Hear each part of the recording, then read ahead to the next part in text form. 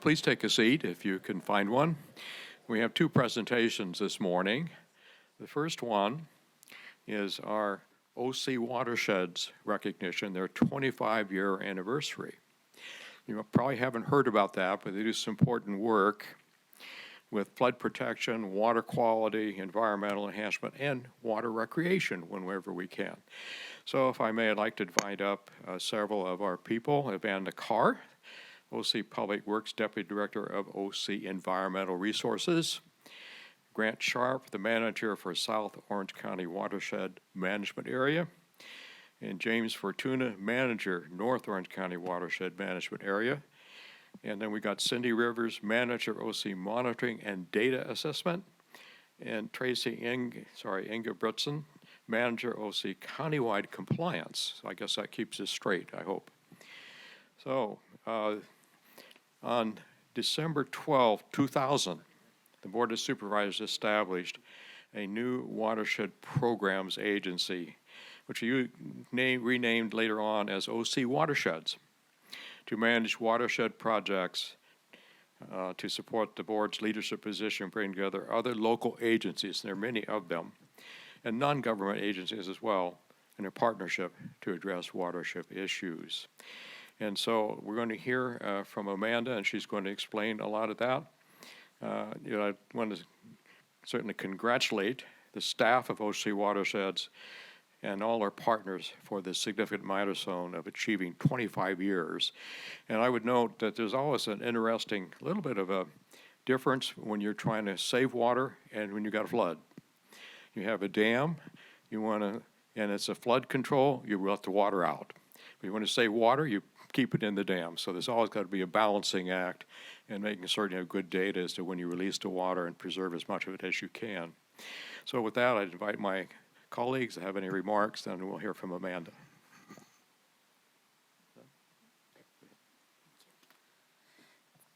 Thank you, Mr. Chairman, for recognizing and celebrating the 25th anniversary of the Orange County Watersheds Program.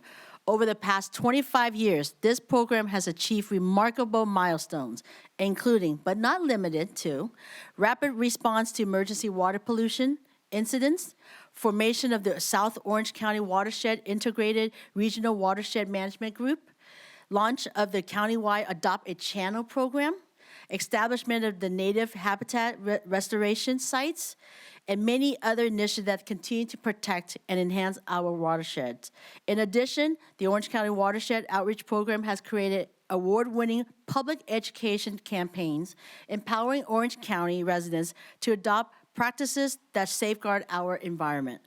In our first district, OC Public Works staff participate in the San Gabriel River Working Group that we're trying to fight and to protect Seal Beach Ocean.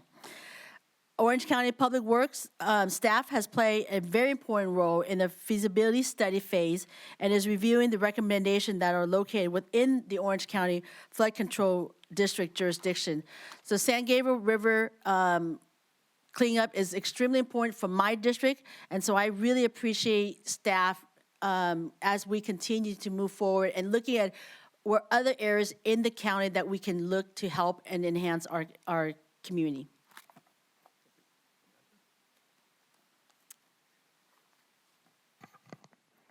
Good morning, everyone, and thank you so much, Supervisor Chafee, members of the board.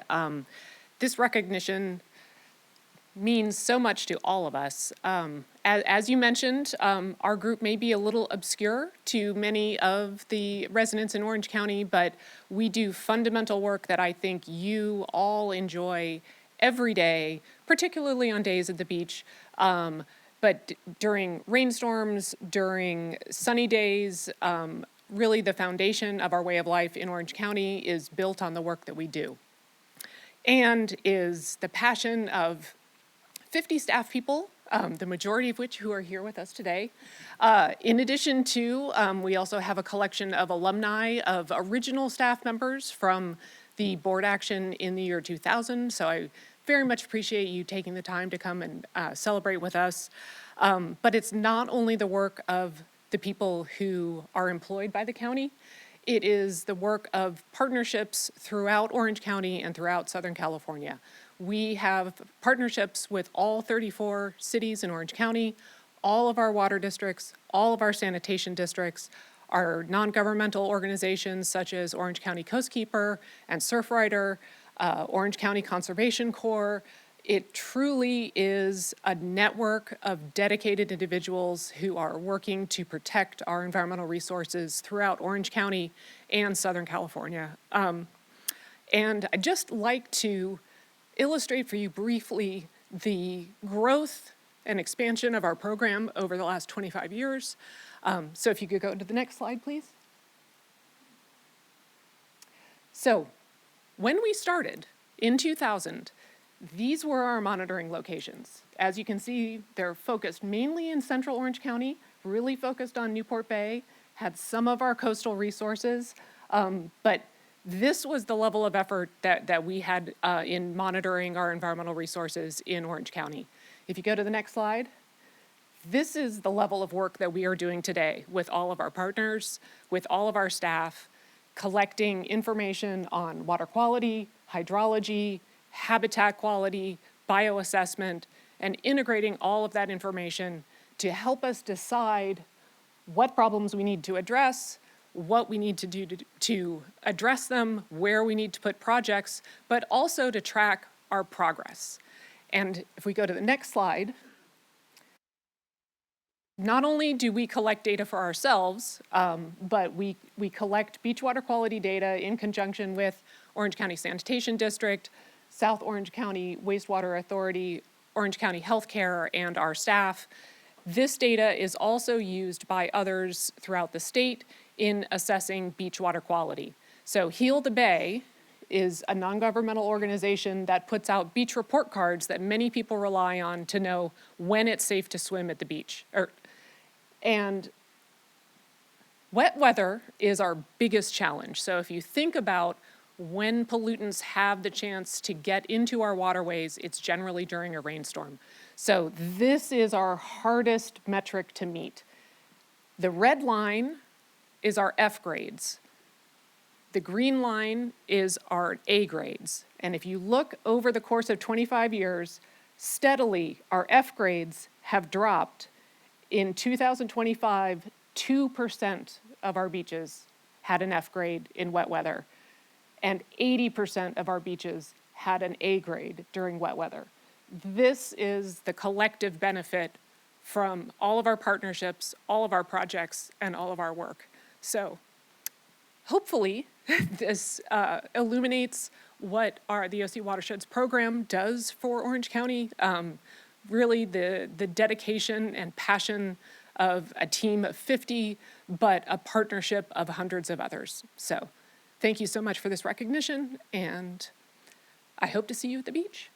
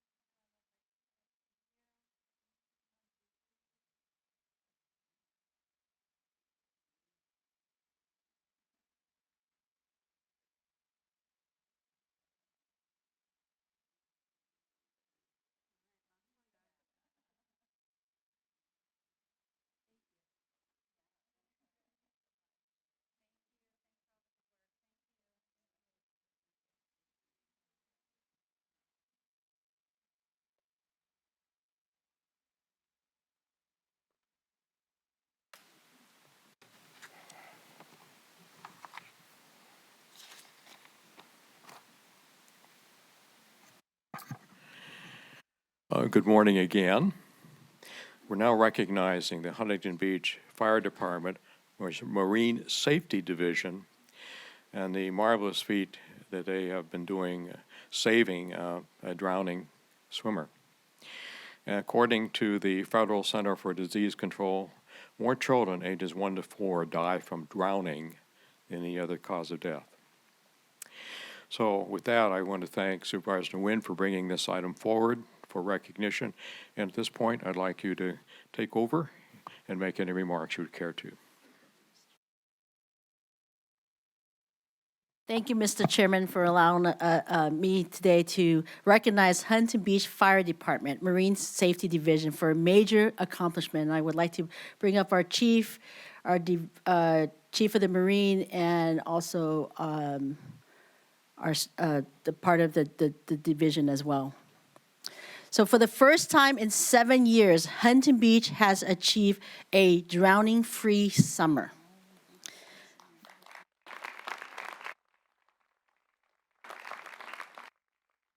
This summer alone, the Marine Safety Division, Huntington Beach, responded to over 125,000 calls for service along the 3.5 miles of Huntington Beach and Sunset Beach. At peak season, the division staffed up to 65 highly trained lifeguards to ensure rapid response and full coverage. The division conducts robust training programs, community outreach, promotes water safety, and emphasizes adult supervision. Huntington Beach was one of only 8 jurisdictions nationwide awarded a federal grant to support drowning prevention.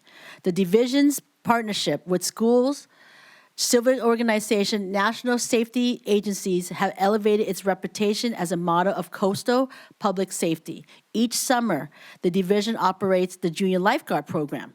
This program teaches youth in our community the experience of ocean swimming and its hazards, guided by courtesy, respect, discipline, and good sportsmanship. Both of my boys have been part of the Junior Lifeguard, and they love it. Most of the children in the area borders either Huntington Beach or borders Huntington Beach is part of a junior lifeguard, and it's one that they love it. One is because they get to swim and have fun, but then they're also reminded that they need to learn how to protect the beach, they learn CPR, they learn how to actually swim in the ocean in difficult waves so that they understand how to get themselves out of the ocean if it's a hazard at that moment. And so those are kind of tools that we don't think about as parents. We take our kids to the beach, but these are tools that we need to get our children to learn and understand, because not only that, later on, they're going to be helping and protecting others. And so our children love the beach, and they love the Junior Lifeguard Program. They do not like the 2-mile run, though. But I told them, hey, it's 2 miles on the beach. You can't complain. But this program could not be possible without the dedication of the Huntington Beach Fire Department. Our chief, Eric McCoy, our Marine Safety Division Chief, Trevor McDonald, and our Marine Safety Captain, Leslie Swan, and the hardworking men and women of the Huntington Beach Lifeguards. And so I want to congratulate them on this well-earned achievement. And as I mentioned, last board meeting I'm hoping we can replicate this across the County of Orange, because this program is not just for the beach, it's all of Huntington Beach as well. So it's just not at the beach only as safety. This is teaching and reminding people who have pools or who goes to family parties that has a pool, why we need to make sure that there is an adult there watching at every given moment. And so at this time, I would like to call our Chief McCoy to say a few words, and then we'd like to also ask Captain Leslie Swan to say a few words as well. Thank you so much for the honor. This last summer, we started the summer, and we were looking at our call stats, and we realized that every single year in Huntington Beach, we have children that drown in pools on what we call the inland side of PCH. And we set out at the beginning of summertime, and we told ourselves that the only acceptable number for those drownings would be 0. And we've never done that in Huntington Beach. Every single summer, we have children that drown in pools. And so at the beginning of the summertime, we set out with a big lift that as a city, we were going to make a commitment. And our goal was to reach where we're at now is to be able to celebrate that for the first time in over 20 years that we had 0 drownings in the city of Huntington Beach.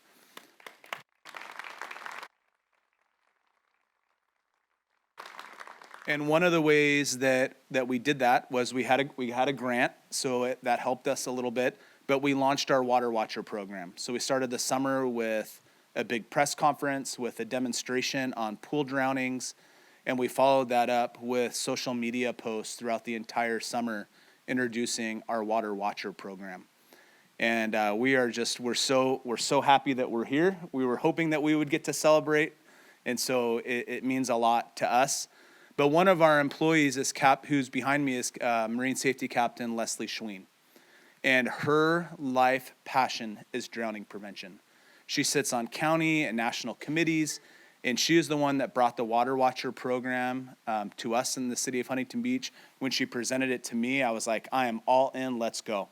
And so I'm pleased to have her come up and explain a little bit of what our Water Watcher program is.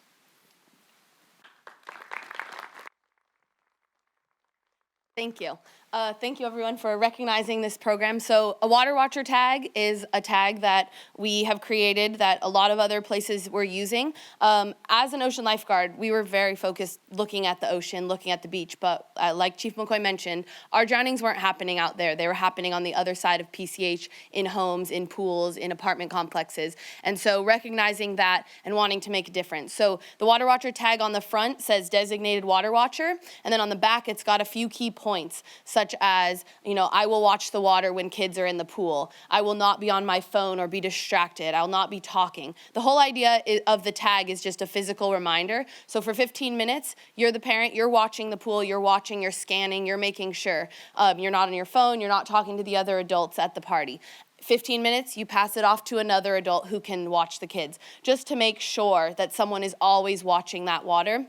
Since kids will go under without a sound. They'll just slip under. Someone might fall in without knowing. The other challenge is when kids can access pools not at swimming times.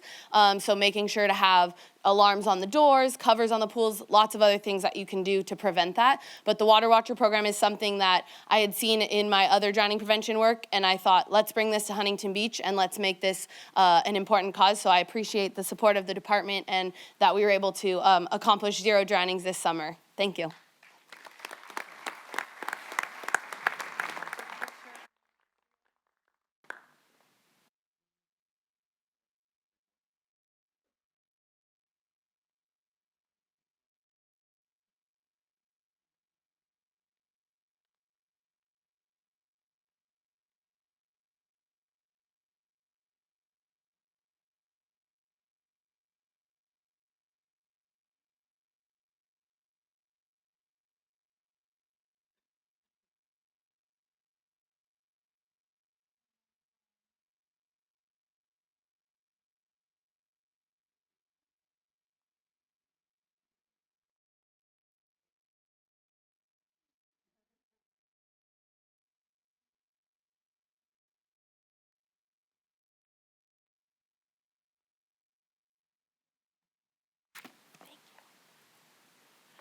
That concludes our presentation this morning. We'll start our regular meeting in about 10 minutes. Thank you all for your attention.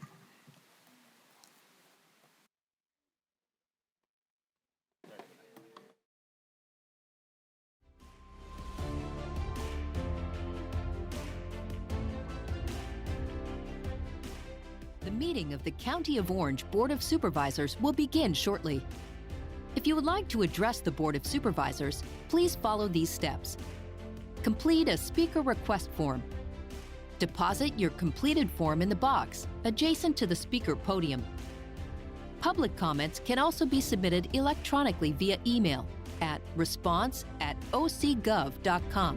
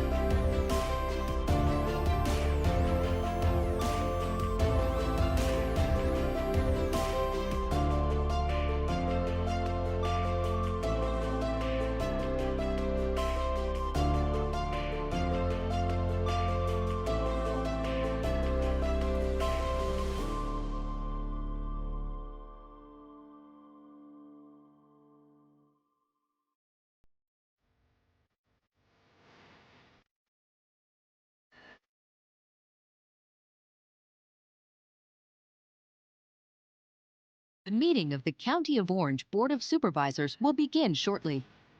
If you would like to address the Board of Supervisors, please follow these steps. Complete a speaker request form. Deposit your completed form in the box adjacent to the speaker podium. Public comments can also be submitted electronically via email at response@ocgov.com.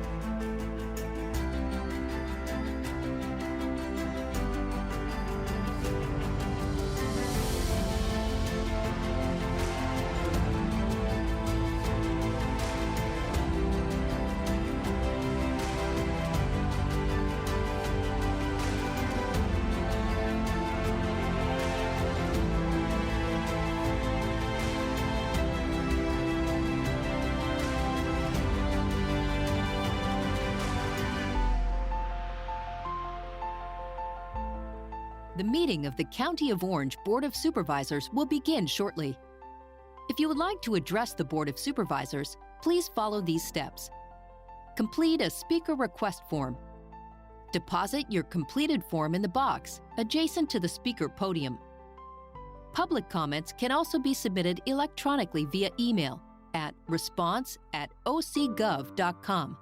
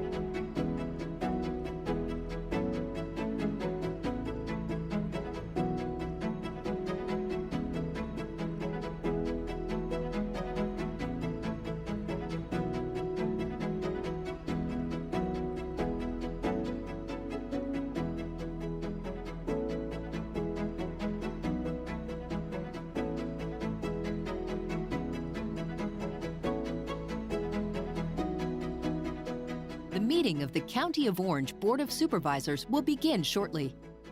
If you would like to address the Board of Supervisors, please follow these steps. Complete a speaker request form. Deposit your completed form in the box adjacent to the speaker podium. Public comments can also be submitted electronically via email at response@ocgov.com.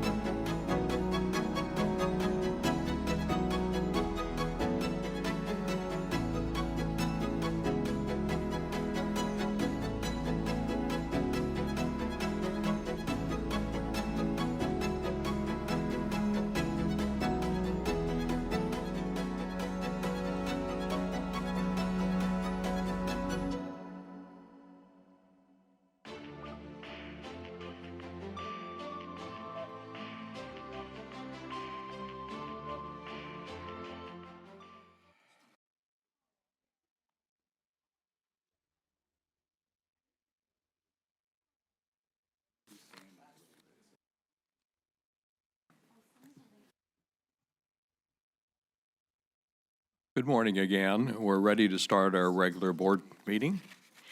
So I'm going to call the meeting to order. And you're all welcome to this meeting, which is our meeting for December 2nd, 2025. We're in a meeting with the invocation be offered by Supervisor Wagner, and today's Pledge of Allegiance will be led by Vice Chair Foley. Would you please rise if you can? Thank you, Mr. Chairman. Dear Heavenly Father, as we enter this joyous Advent month to wrap up the year, we ask you for your guidance as we consider the decisions before us. Help us best decide what is right and just for our constituents. Lord, we are not only here to represent the will of the voters who elected us to office, but to carry out your will. Help us never lose sight of our role as public servants. We thank you for your ever-present guidance. In your heavenly name we pray. Amen. Amen. And good morning, everyone. Today we will have the national anthem sung by Layla Woodward. Layla Woodward is a junior at the Orange County School of the Arts in the Classical Voice Conservatory. She's an accomplished performer in competitions, having won many recognitions, including the LA Music Center Spotlight Awards. So as soon as Layla finishes the national anthem, I'll lead you in the pledge. Layla?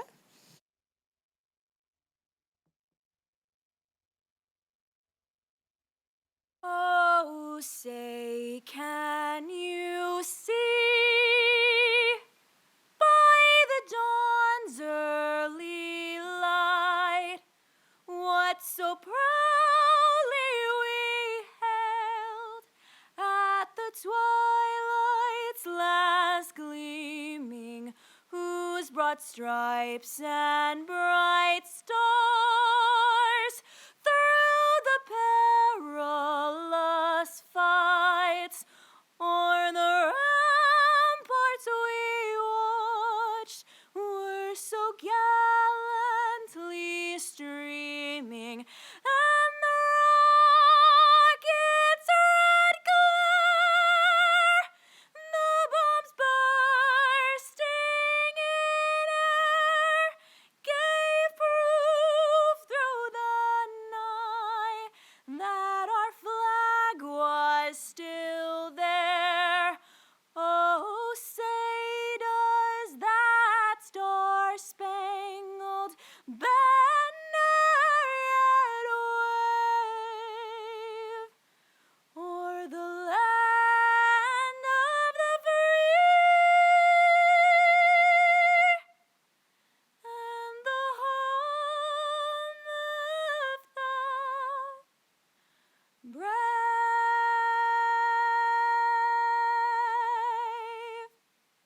Amazing. You want to join us for the pledge, Layla? And thank you. What a gift you have. Please join me in pledging allegiance to our flag. Please say with me, I pledge allegiance to the flag of the United States of America and to the republic for which it stands, one nation, under God, indivisible, with liberty and justice for all. Thank you.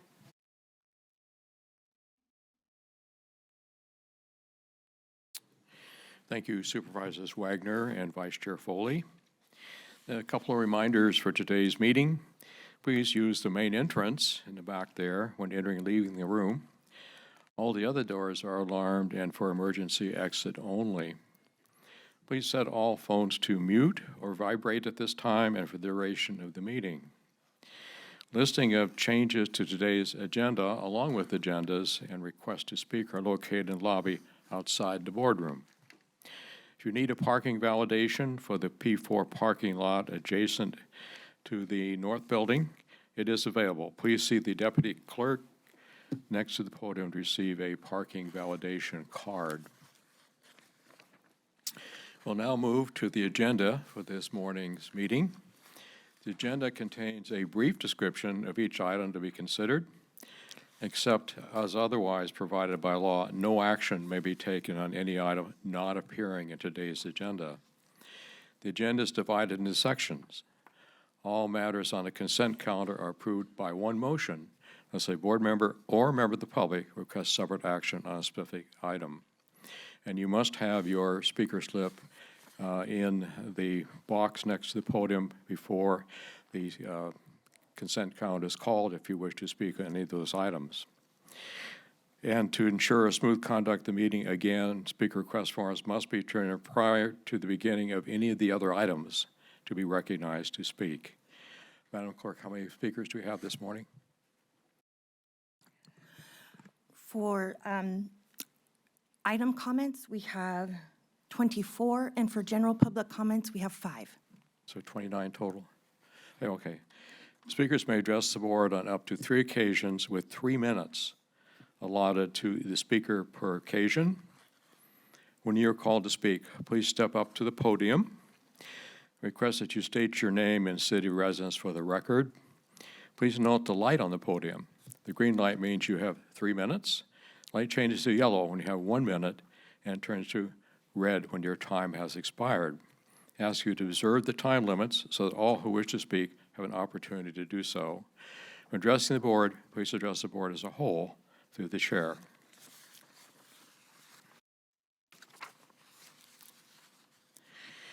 At this time, members of the Board of Supervisors, if you wish, may comment on any agenda or non-agenda items and may ask questions of staff, give directions as well, provide no action may be taken on any off-agenda items. And ask if any of our board members wish, or do any of our board members wish to speak at this time? Vice Chair, go ahead. Thank you, Mr. Chairman, and I wanted to thank everyone and thank again our beautifully talented singer, Layla. This year is our 17th annual New Coats for Kids Drive. This is the 17th year I've been hosting this collection event, and this year we have secured locations throughout Orange County, all of our libraries here at the county building, at different police departments throughout the county, and at various different businesses. So you can check out the website to find out where, or you can just bring a coat to our holiday open house here at the county on December 10th. Please make them new coats. Last year, we donated more than 1,000 coats to the Boys and Girls Clubs and Save Our Youth, as well as some of our shelters. And so this year, we hope to increase that number. And let's make this, what has been a somewhat difficult fall, a more fabulous season for the fabulous Fifth community. So please do join us with that effort. And we will be out in the community with Team Foley at a variety of different events. We'd love to see you there. Corona Del Mar Christmas Walk, hosted by our Corona Del Mar Chamber of Commerce. It's Sunday, December 7th from 11 to 4. And please join us. We'll be there supporting our local businesses. You can stop by for a free, our Foley Blue turquoise bags, and all kinds of goodies at all the different booths that they have there. Also, we are hosting our 5th District Job Fair in partnership with our workforce and Economic Development Department, as well as the Orange County Fair and Event Center and Orange Coast College. Our job fair will be held on Tuesday, December 9th, from 1 to 5 p.m. at the Orange County Fairgrounds. I'll be leaving the Hall of Fame here and rushing over to the job fair. So for those people seeking employment, please dress to impress, bring your resume, and explore lots of different opportunities. There's hiring on the spot from a whole variety of government agencies as well as business employers. So you can register at ocworkforcesolutions.com. That's ocworkforcesolutions.com, December 9th, 1 to 5 p.m. at the OC Fair and Event Center in Costa Mesa. And then there's a whole host of menorah lightings in District 5. Hanukkah starts December 14th, so you can join us for Hanukkah celebrations in Laguna Niguel, Ladera Ranch, Fashion Island, Laguna Beach, Dana Point. Please do come out and help celebrate. And then we have also many tree lightings for Christmas in the 5th District. We have already had a couple tree lightings, but December 5th will be Laguna Beach City Hall, December 4th, Aliso Viejo, December 8th, Dana Point, Pines Park, December 6th, San Juan, and a whole lot of the other communities. And of course, I was just telling Supervisor Wagner, hope to see him and his grandchildren at the Snoopy House on December 12th, which starts there, and there'll be a little train ride and lots of fun for the kids. Hope to see you out in the community. And then finally, on a serious note, although this is in Supervisor Wagner's district, the Irvine Hazardous Waste Collection Center, we're getting a lot of calls because we share Irvine. And so despite the closure, which should be happening because Irvine wanted to build a dog park, we are still have access to 3 permanent county centers. And one is in Anaheim, one in Huntington Beach, and one in San Juan Capistrano in District 5. These centers remain open year-round, Tuesday through Saturday from 9 to 3. And so if you have hazardous waste you need to dispose of, you can still do that. The center in Irvine is closing, but that doesn't mean everybody is closing. The final day to drop off items in Irvine is December 31st, 2025. Orange County holds one of the most comprehensive household hazardous waste programs in the state. And so we encourage you, don't put your hazardous waste in the trash can.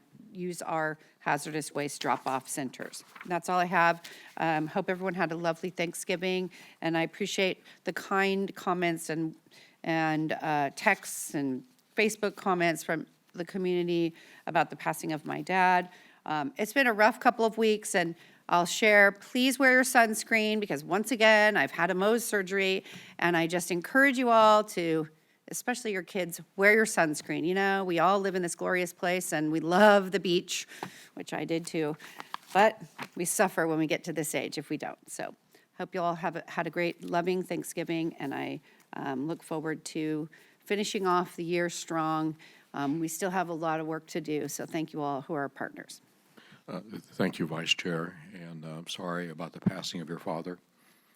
And I understand the Mohs surgery. I've had a Mohs on the nose, so I understand. Okay. Did Supervisor Sarmiento or when? No, okay. Well, I'd like to say thank you to a lot of people for making our holiday food distribution such a success.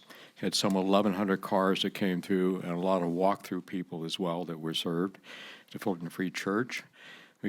Thanks to the volunteers, a little math, every 10 seconds we had a car go through. And that meant about 50 pounds of food and a gift card as well. It was so well organized, we had like 10 different distribution stations so it could move right on. I'd like to say thank you to United Cross Borders, Anchor Relief, and we had a bunch of volunteers from my office, my staff. The Fullerton Police Department was out there directing traffic, along with the Fullerton Public Works, and our own Public Works came out to help set some cones in place. And so that was a great success. And then we have a couple of events coming up. We have a Kid Builders event on December 19 from 10 to noon at the Brea Library, which is One Civic Center, Brea. This event offers hands-on activities for kids ages 0 to 5. Well, I don't know about 0, but anyway, up to age 5. There's also diapers available as long as supplies last. And we'll have our annual toy drive coming up, again in partnership with United Cross Borders, Inca Relief, and also CAP OC on Saturday, December 20. And we've been getting a great number of toys, especially Disney characters. That'll be from 9 a.m. to 1 p.m. at Aurora High School in Anaheim. To receive a toy, the child must be present, and it's all on a first-come, first-served basis. So, CEO Aguirre, do you have any comments at this time? And welcome back. Thank you. I did survive jury duty, and I'm very glad to be back. So, yes, just one item. Just wanted to make sure that members of the community, the public, are aware of something new that we are trying starting today. So we have the county budget and finance office team partnering with 5 of our libraries for what we're calling budget and books. So if you are in Rancho Santa Margarita today at 3 p.m., the CBFO team will be there to talk about budget in the library there. And then we have 4 additional events scheduled for this week at 4 other libraries, as you can see up there. And then scan that QR code if you want more information. And then, of course, this is something that we are doing specifically related to the 2025 Strategic Financial Plan and the upcoming 26-27 budget. But we do take feedback all year long, so you can scan that other QR code and submit your feedback specifically related to the 26-27 budget, or all year long, any feedback that you have related to the county's SFP or budget. So thank you, Chair. Thank you, Madam CEO.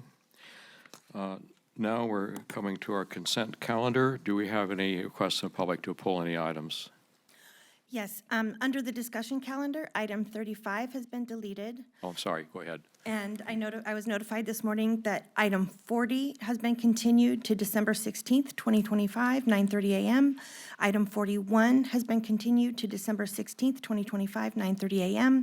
Item 38 had changes to the recommended action since release of the agenda to the public, and the public has requested to pull items 1 and 17 from the consent calendar. Colleagues, any requests to hear items separately? I see none. The balance, may I have a motion? Second, any objection? The balance is approved. Let's go on to first item. Madam Clerk, would you lead the first item? Under Chair Chafee, Orange County Juvenile Justice Coordinating Council, appoint Maria Martinez Pauline Seal Beach for term ending December 1st, 2027. And we have one request from the public to speak on this item. Please call the speaker. The speaker is Elia Seglin.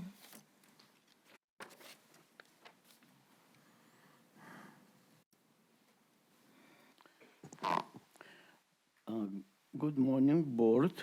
My name is Ilya Tseglin. First of all, I have to tell to your and public attention that I was threatened indirectly by Director of Orange County Regional Center, Larry Landauer, through his vendor, owner of NOM agency, Lou Pena, for coming to the board. Sir, please address the agenda. This is an appointment. The role of Orange County corruption of the court and Orange County Sir, administration. please address the agenda item.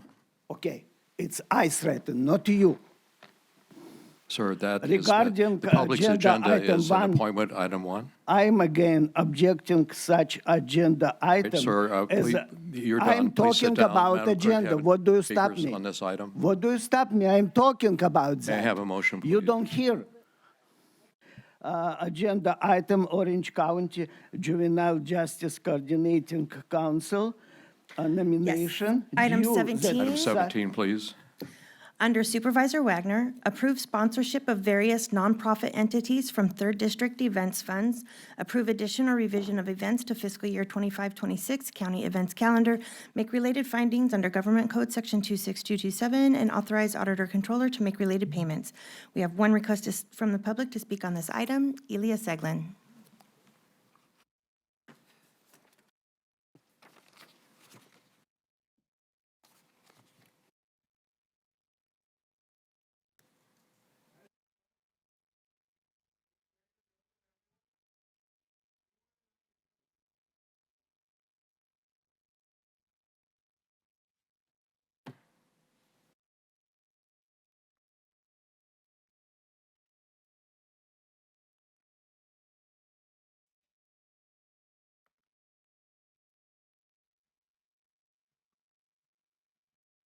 I'm sorry, my time is going. You don't give me opportunity not finish first, and I could not even prepare to talk about 17. This is outrageous how you put you behind ahead of the public and your corrupted interest. Please address the item, sir. Okay, you gave me a few seconds.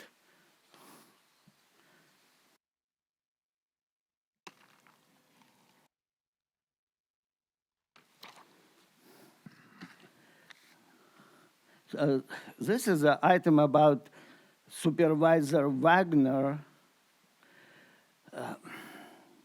speech, and I have to find it because I say I could not expect such behavior from chairman, but I should expect from you. Okay. I don't say good morning. The agenda item 17 is a good sample characterizing how it's easy to steal public money under your supervision while you have to time and interest to my agenda of kidnapping. You don't have interest to my agenda of kidnapping my innocent son from my caring family, even though I'm coming to every your meeting. Sir, that's not within our jurisdiction, and Oh, you're yes, not addressing. it's my son, not you. Sir, please address the item. About who you are and why my innocent son. Supervisor Wagner, it's your item. I'll move the item. Thank you. Moved and seconded. Any objection? Motion carries. All right, I would like to move up at this time to hear supplement 41K. I'd ask the clerk to read that item. If there's no objection, we'll hear that item now. Under John Wayne Airport, public hearing to consider adopting resolution approving issuance of revenue obligations by California Municipal Finance Authority for acquisition, construction, renovation, equipping and furnishing fixed-base operation aviation facilities. Approve Amendment 3 to Northwest Full-Service Fixed-Base Operation Lease with Clay Lacy Aviation, Inc. Approve consent to assignment of interest in lease from Clay Lacy Aviation, Inc. to Clay Lacy Santa Ana, LLC, and approve guarantee of lease obligations and indemnification agreement by Clay Lacy Aviation, Inc. and CLA Real Estate Holdings, LLC. And we have no request from the public to speak on this item. This actually is a public hearing, so I'm going to open the public hearing and then again ask if there's any member of the public that would like to speak on this item. Thank you. There are no requests to speak from the public. Okay. In that case, I'll close the public hearing, bring it back to the board here for consideration of this item. So the District 5 item. Yes, Mr. Chairman, I will move the item with comment. Moved and seconded. Would you like to make your comments? Yes, thank you, Mr. Chairman. Approval of this item will allow Clay Lacy Aviation to finance up to $120 million improvements at John Wayne Airport, including a new terminal, hangars, and office space enhancing services for general aviation customers. Once completed, the new facilities will be owned by the county, that's important, but leased and operated by Clay Lacy, with the additional guarantee and indemnification agreements in place to ensure full performance and protect the county from any risks. The board's approval also covers the assignment of lease rights to a related entity at the request of the chairman, with Clay Lacy retaining full responsibility and satisfies federal tax code requirements for public approval of the tax-exempt bond financing. And also, none of these private equity bonds will utilize any taxpayer funds. This project will help also to reduce the rent for the sheriff's hangar. The appraisal of the value of the standalone hangar is based on the cost of construction and capital and determines the market rate rent. So the FAA policy prevents the airport from discounting the rent to the sheriffs, but this will help bring it down. And with that, I, of course, move the item. Thank you, Vice Chair. Supervisor Wagner. Thank you. I won't belabor the point. We've discussed this many times. I've had an opportunity to write about it. It is, in my opinion, crony capitalism at its worst. We are picking winners and losers. It is simply the case that rich folks will be able to invest in this project, and they will get tax benefits from doing so. So taxpayers end up hurt in that those folks are no longer sharing the same tax burden they otherwise would. And it also opens the floodgates for other deals, which I imagine we will now have zero ability to say no to and be consistent. It is a principled thing. We are a government entity. We should not be giving out our powers to private entities and favoring them, whoever the private entity is. And so with that, I will continue to oppose this deal and oppose anyone like it that comes down the pike that this board will now have to rubber stamp given today's precedent. Thank you, Supervisor. Supervisor Sarmiento. Yes, thank you, Mr. Chair. You know, I agree with a lot of the philosophy that that Supervisor Wagner just mentioned. I'm not a big believer in supporting big corporate entities that take advantage of public funds at the expense of the public. But to the extent that this doesn't appear to be that, this is something that is an investment in a county asset. And I believe that there is going to be a net benefit to the residents here. Clay Lacy, I think, has been responsible. I also want to thank the staff at the airport and council. I know that you've worked with your team to make sure that this is something fair that's going to benefit the residents and users of the airport. The airport's a public asset, and it's used by residents here in the county as well as visitors. So to the extent that we can enhance our assets, we're going to end up not selling any of these assets. These remain with us. I see a net benefit to us here as a county. And again, I'm not a big believer in tipping the scales for those corporate or billionaire interests. I certainly don't see that here. But to the extent that we can make sure that there is, benefit to the public. There is something that I do value in making sure that these public assets are enhanced and that there is an ability for our airport to remain competitive. So I will be happy to second this and support the item. Right. Comment is simply not try to repeat what's been said, but I would like to remark that having a separate building for the sheriff is great. It was integrated before in the main facility, and I think Clay Lacy realized then that meant the whole facility had to be under certain security protocols. So I think it's great that we have a separate building for the sheriff, and the sheriff, I think, will be very happy with that as well. And with that, I know there's at least one no vote and an abstention. And so I'll call the question then. All those in favor, let's do a roll call. Let's be sure we have this right. Madam Clerk. Vice Chair Foley? Yes. Supervisor Sarmiento? Yes. Supervisor Nguyen? Supervisor Wagner? No. And Chairman Chafee? Aye, yes, I vote in favor. I know this has gone through quite a process, and I think the enhancement to the county is very material that's happened. And I would like to make certain that the relationship we have going forward with the operator is a good one, as we're going to be cheering for each other if we can. That helps both the county and the operator be successful. So I look forward to working with you, and I think the airport does as well. So thank you for working through all of the hoops we had to go through, and good luck on everything. So thank you. Madam Clerk, would you read item 18, please? Under Sheriff Coroner, approve Amendment 5 to contract with IDEMIA Identity and Security USA, LLC, for maintenance of automated biometric identification system, and authorize county procurement officer or deputized designee to execute amendment. We have no request from the public to speak on this item. This is a District 2 item. Any objection? The item is approved. Item 19, please. Under Sheriff Coroner, approve contract with Life Technologies Corporation for supplies used in deoxyribonucleic acid extraction, quantitation and typing using genetic analyzers, and authorize county procurement officer or deputized designee to execute contract. And we have no request from the public to speak on this item. This is a District 2 item again. Second.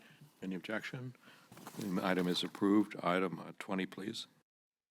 Under Sheriff Coroner, approve retroactive Amendment 4 to contract with Central Square Technologies, LLC, for software subscriptions, associated implementation services, and support of Inform and Vision field-based reporting, and authorize county procurement officer or deputized designee to execute amendment. And we have no request from the public to speak on this item. It's an all-district item. Have a motion and a second. Any objection? Seeing none, the item is approved. Item 21, please. Under Child Support Services, approve contract with Team Legal, Inc. for legal process services, and authorize county procurement officer or deputized designee to exercise cost contingency increase not to exceed 10%, make changes under certain conditions, and execute contract. And we have 11 requests from the public to speak on this item. Please call the first speakers.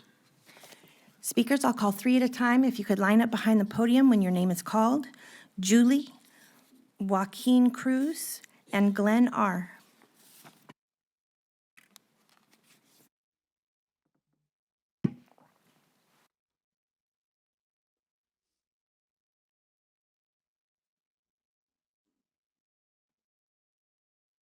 Board members, my name is Julie Anderson-Holburn. I'm a constituent, a mother, a victim of family court, a victim of child support services, and today I am demanding that each of you publicly call for an independent investigation by the DOJ and the FBI into Orange County Family Court, Probate Court, and CPS within the next 24 hours. Enough is enough.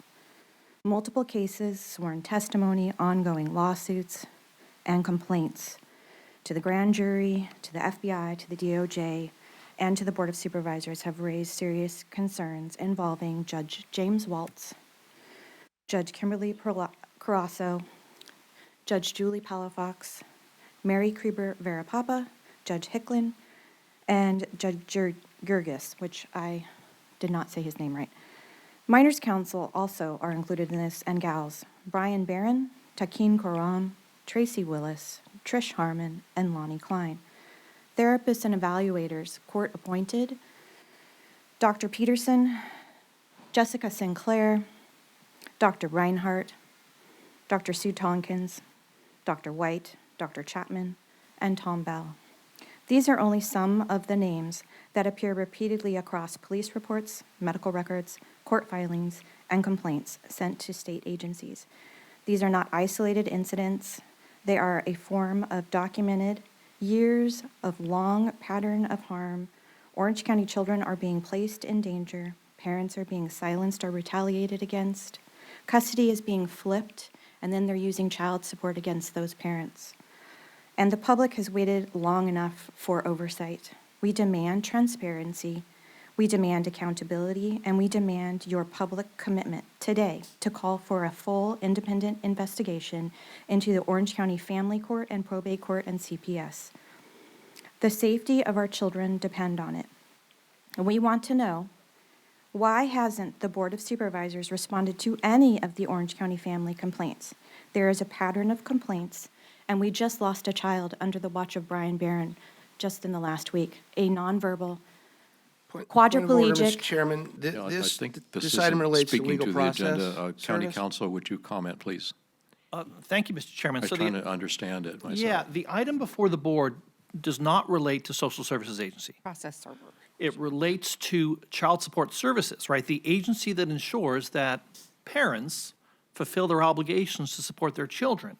And child support services has the need for service of process, right? So when a new case is opened, the petition needs to be served on, and I know the agency doesn't like this term, but the deadbeat dad. That's what this contract is for, right? Paying for the services to ensure that parents are properly served with legal papers when there's a question about their fulfillment of their child support obligations. Nothing about dependency, nothing about the dependency courts. Oh, thank you. With that clarification, I think if that makes a difference, then the remaining speakers should speak to the item if they can. And with that clarification, I hope that will be helpful. Well, I'd like to clarify that, in fact, when you say that about deadbeat dads, I am owed over $100,000 in past due child support, and they never enforced it when they had an opportunity to.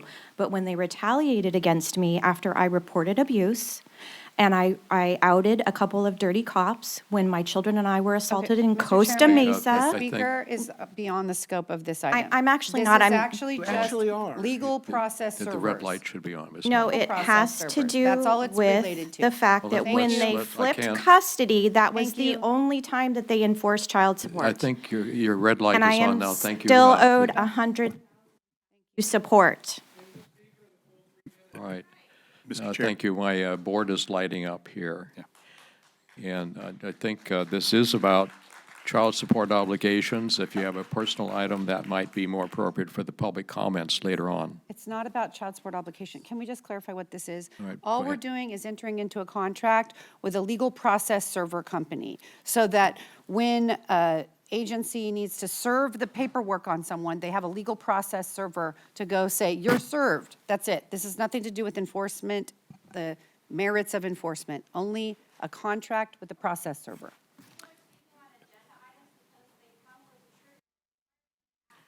May we have the next speaker, please?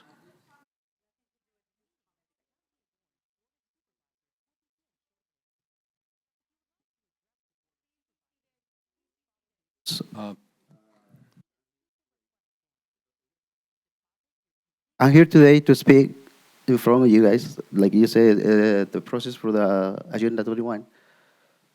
Would that help child support agency be better in the way they would work with the system?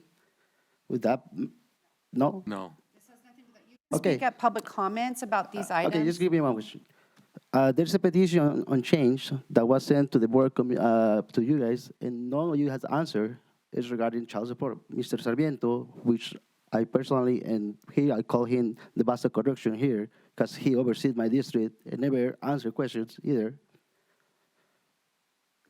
He said 3 years ago that he was gonna investigate my case, didn't do anything, hasn't done anything. And today, I'm telling you that child support has tried to intimidate me once in their office, and you guys are just ignoring this. I know what the agenda is. About hiring a process server? This is not, this is about a contract. This is not about child support division.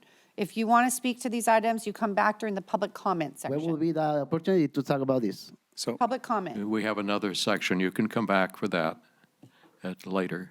Just so you know that this is, But this isn't, families are suffering, and Mr. Sarmiento is To the what's boss on of the correction agenda. here. He has not. Mr. Chair, I think, for the speaker and anybody else, there is going to be a section where you can come and comment generally, because it's what you're commenting on, number one, is inaccurate, what you just said. But on the other topics, I think, it's more of a broad, general subject matter, not specific to this item, so that's fine.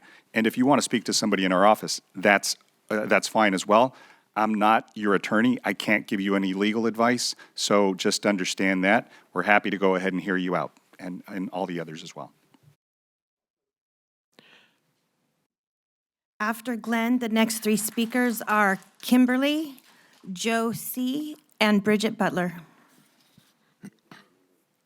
I just wanted to speak up on the subject of getting like contract going is that the fact that we're demanding transparency, we're demanding accountability, and we demand that our public commitment today call for a full independent investigation of our Orange County family Sir, services. that's not on the agenda at this time. This Okay. is simply a contract for service of process. Okay. If you'd like to come back at general comments, Okay. and then that would be fine. Thank you, Your Honor. Okay, thank you. Uh-huh. Yes, Let me raise another point of order here. I mean, we keep inviting people to come back for general comments, but general public comments are for items within the subject matter jurisdiction of the Board of Supervisors. We do not control the court system. They may have problems with the court system. They may not like the way a certain judge is exercising his or her responsibilities, but we have zero say in that. That is the same problem Mr. Seglin has. We don't control the folks over there. It's the same problem Mr. Kay has had for years. They can't get it through their heads, but maybe now we can explain we don't control the courts. And so you can come here and complain about the courts. We're going to sit here and do nothing because we have zero legal authority to do anything on the court system. Hire a lawyer and take it up with the lawyers. Go to the Justice Department and ask the Justice Department. Not within the subject matter jurisdiction of the Board of Supervisors. all right, thank you. All right, order, please. Order, please, or, please. All right, this is again a item about a contract for service of process. It's not about the department itself. If you wish to comment on the department, like an investigation of certain things, you can make that comment later at our general public comments, but this is just a contract for service of process.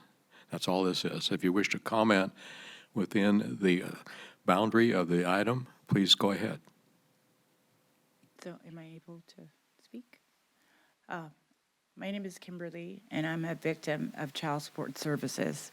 Today, I am demanding that each of you publicly call an independent investigation by the DOJ and the FBI into the Orange Ma'am, this County isn't, Family that and you're out of the Probate Court agenda. System. Sorry, but yeah, you want to come back on public comments. When we have general comments, please do that, but you must address this item, and you're not doing that. I want to make sure that I'm able to do so at the time you said public comment. Speak to the clerk and she'll get you a card so you can speak at public comment. Thank you. That comes later on in our agenda.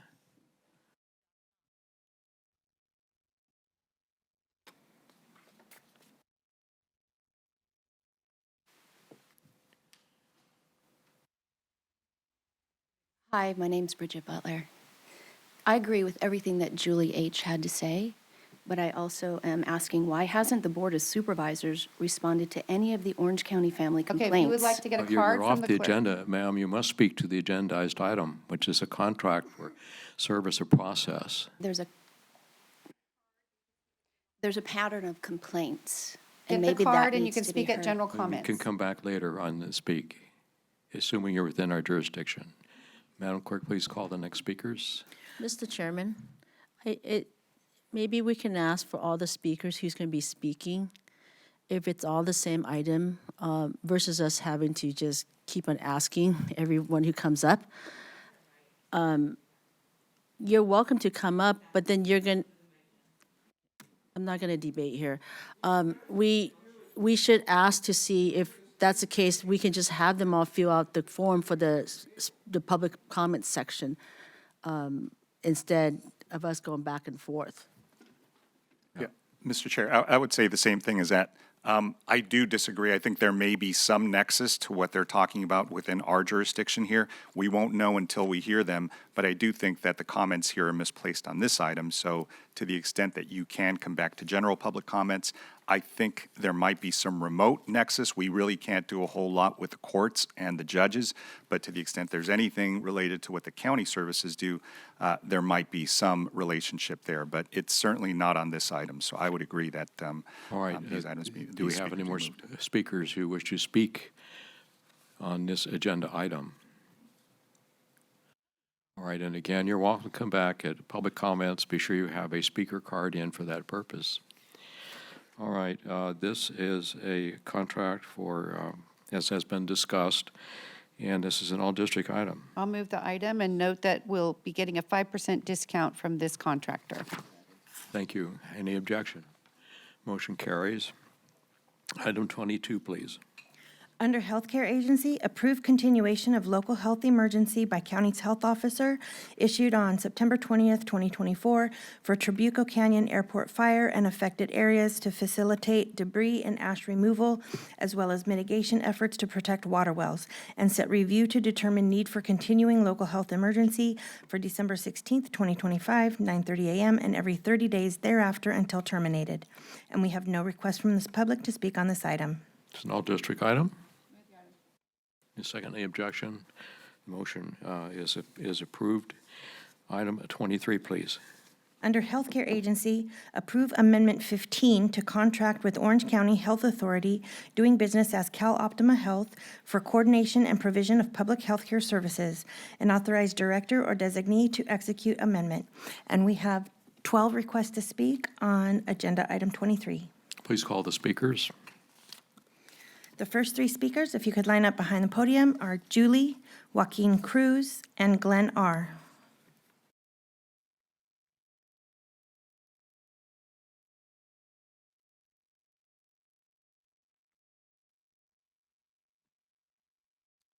Good morning, Chair and board members. Today, I'm asking and demanding that each of you publicly call for an independent investigation by the DOJ and the FBI into Orange County's family Ma'am, and that's probate not, courts you're off the agenda. That's not here. within the next 24 Sorry. hours, because If you want to come back, what is happening in family court directly impacts. okay, you're off the agenda, ma'am. Enough is enough. This has nothing to do with any of what you're speaking. All right, ma'am, please sit down. You're outside the agenda. Move the item. Well, Second we with got comment. other speakers. We got 12 speakers called. 12. They might be, but we don't know until they hear them. Joaquin Cruz, Glenn R. The next three speakers are Kimberly, Joe C., and Bridget Butler. Then Kathy, Lenny, and E. Guerrero. Areli Cedillo and Ruth. And the last name is Brian K.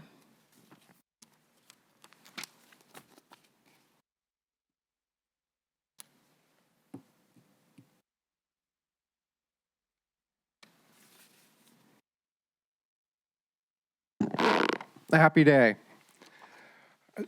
Somewhat of a vague description in the agenda, but it has to do with Cal Optima. And while I've stood here, and it would probably appear to most that I'm challenging and arguing and saying we don't need psych meds and we don't need mental health. Recently, I met somebody by the name of Crystal Moon. That's her Facebook page name. But she did a better job articulating than I am right now. She did an excellent job of articulating her mental health challenges. And she described how Cal Optima and Orange County Mental Health Services have helped her. She sees a psychiatrist, she sees psychologists, she's given housing, and all of these are done despite the fact that she has decided to not take the psychiatric and some of the medications that the county has recommended. This is a positive result for Cal Optima and the County Board of Supervisors. I haven't been angry and upset and trying to fight you. I've actually been inviting you to present evidence that these systems work. And you haven't. Not one of you have articulated how these systems work. Crystal Moon has. And you deserve a thank you for that. Again, she very clearly articulated her mental health challenges, the medications, the services, the systems in place. And the reason why I'm so positive and healthy, and thank you for doing this for Crystal Moon and for people who need that service, is that there are people that these services are helpful for. You know, you have the entire group of people here for family court.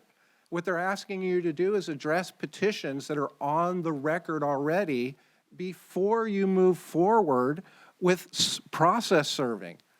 So you're not addressing the faults in the system, but you're moving it forward. And it's a shame, the same thing with my case. Rather than address my case and read my psychiatric evaluation, you're trying to force me into mental health. You're trying to force me into prison and jail. You're forcing me into the court system, and there's no evidence to support any of that. So yes, I am challenging, I'm arguing, I'm here to debate that. But at the same time, when these services are positive and healthy and beneficial, that needs to be given credit. You deserve credit for that. So please, where these services are viable, use them. Where they're not viable, don't use them. Crystal Moon, please, thank you. Happy day. Supervisor Sarmiento, you have a comment? Yes, Mr. Chair, but I'm not sure if there are any more speakers on this, if there... That was the last one. Great. Thank you. I think I second in this motion, very supportive of this. As you know, Mr. Chair, this item expands the support for some of our most vulnerable Cal Optima members by adding transitional rent as the 15th community support service under Cal AIM. This benefit will strengthen housing stability for members who are experiencing or are at the risk of homelessness, particularly those living with serious mental illness, substance use disorders, or other complex clinical conditions. Beginning January 1st, 2026, all managed care plans will be required to offer this service. Transitional rent can provide up to 6 months of short-term rental assistance in both interim and permanent housing settings to support a member's transition into stable housing.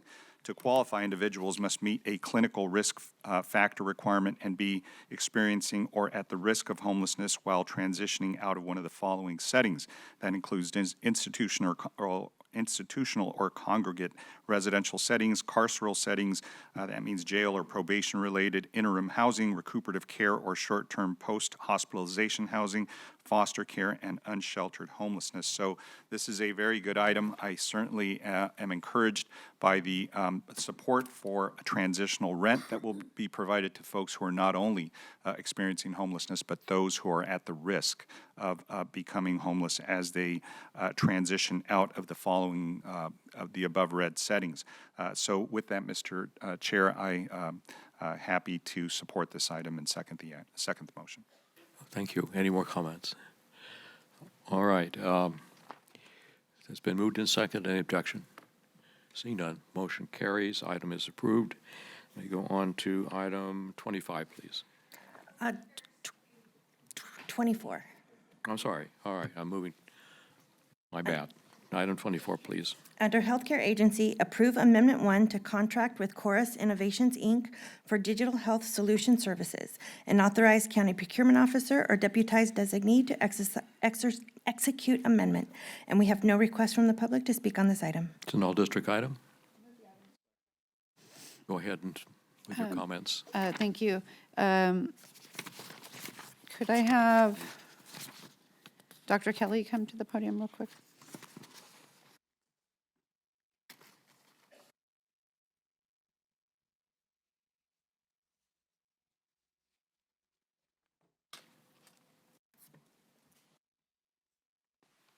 So as you know, I feel like this should be something we do in-house.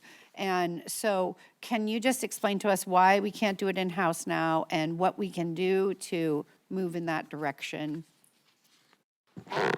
Dr. Veronica Kelly, Director, Orange County Healthcare Agency. I'm going to ask, perhaps KC would have a more appropriate technical answer about the ability to create this system in-house. Well, you're not creating the system. We already have the system. We're managing it, right? Okay. Good morning, Board of Supervisors. Casey Rostenberg, County CIO. Yeah, we work closely with Healthcare Agency to look at a wide variety of application options. In this particular case, there was already work done previously by this company, so renewing or extending that agreement for this particular application makes sense. But we're currently reviewing 2 applications, one of which we think we can do. We haven't come to the board on that. The other one is a larger application may be better suited for a company like Chorus. But that is something we do on a regular basis, and we work well together. Hopefully that answers your question. Okay, so you are trying to sort of reduce the number of outsourced contracts we have for this type of work. And the reason I am concerned about that is that the institutional knowledge of our internal team is really important to these processes. So, okay, thank you. Thank you. All right, any more comments? All right, we have a motion, moved in second. Any objection? Motion carries. Now, item 25, please. Under John Wayne Airport, approve job order contracts to various contractors for general contracting services and electrical services. Adopt August 2025 job order contract unit price book, construction task catalog, and technical specifications. Authorize return of bid guarantees, and authorize director or designee to make amendments under certain condition and execute contracts. And we have no requests from the public to speak on number 25. This is a District 5 item. I do have some comments. I'll move the item. I would like to amend it. What troubles me is the way the money is set aside per contractor. We run into these problems where you have a contractor at the end of the funding, and then you've got to switch to another one. It's almost like each contractor is guaranteed a certain sum of funding before you can go to the next one. And to me, that's a problem. I'd like to have, instead of setting aside some money for each of the contractors, that we do a composite, and that a task order goes out to all of the contractors so they can kind of bid on it in a way, and you can get the best deal that way, and then make certain that they're ready and available to do that. And that eliminates the problem of when one contractor is at the end of the allocation and you figure out how to go to the next one, and you can negotiate a better deal. And I don't like the idea that each contractor thinks you've got $3 million each set aside for their work. That I don't like at all. So I would like to amend this item so that we allow the amount of total funding, but we not allocate it per contractor. That's my motion. Well, I can amend my motion to reflect that. I'm fine with that. I just, I want to make sure legally we're allowed to do that. Mr. Page? If I may, I'd like to bring my expert on contracting, Mr. Sanchez, up to discuss how the proposal would affect administration of these contracts going forward.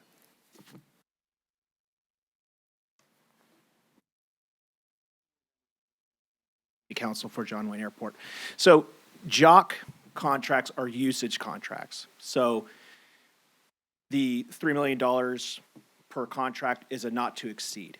So, and it says specifically in the contract that there is no guarantee that you'll get the $3 million, right? It's based off, it's task order based. I think he understands that, but the proposal is that we have let's call it $9 million is the amount that's allocated for these types of contracts. And we don't give a award up to for individual contractors. So is that allowable, that we can give we can say these 3 contractors are eligible to compete for a task in the $9 million bucket? Yeah, that's accurate. Yeah, yes. okay. I think what you're looking for is an aggregate contract, is what the current CPM allows for, an aggregate contract where say the slate of contractors are all under the same contract number, okay?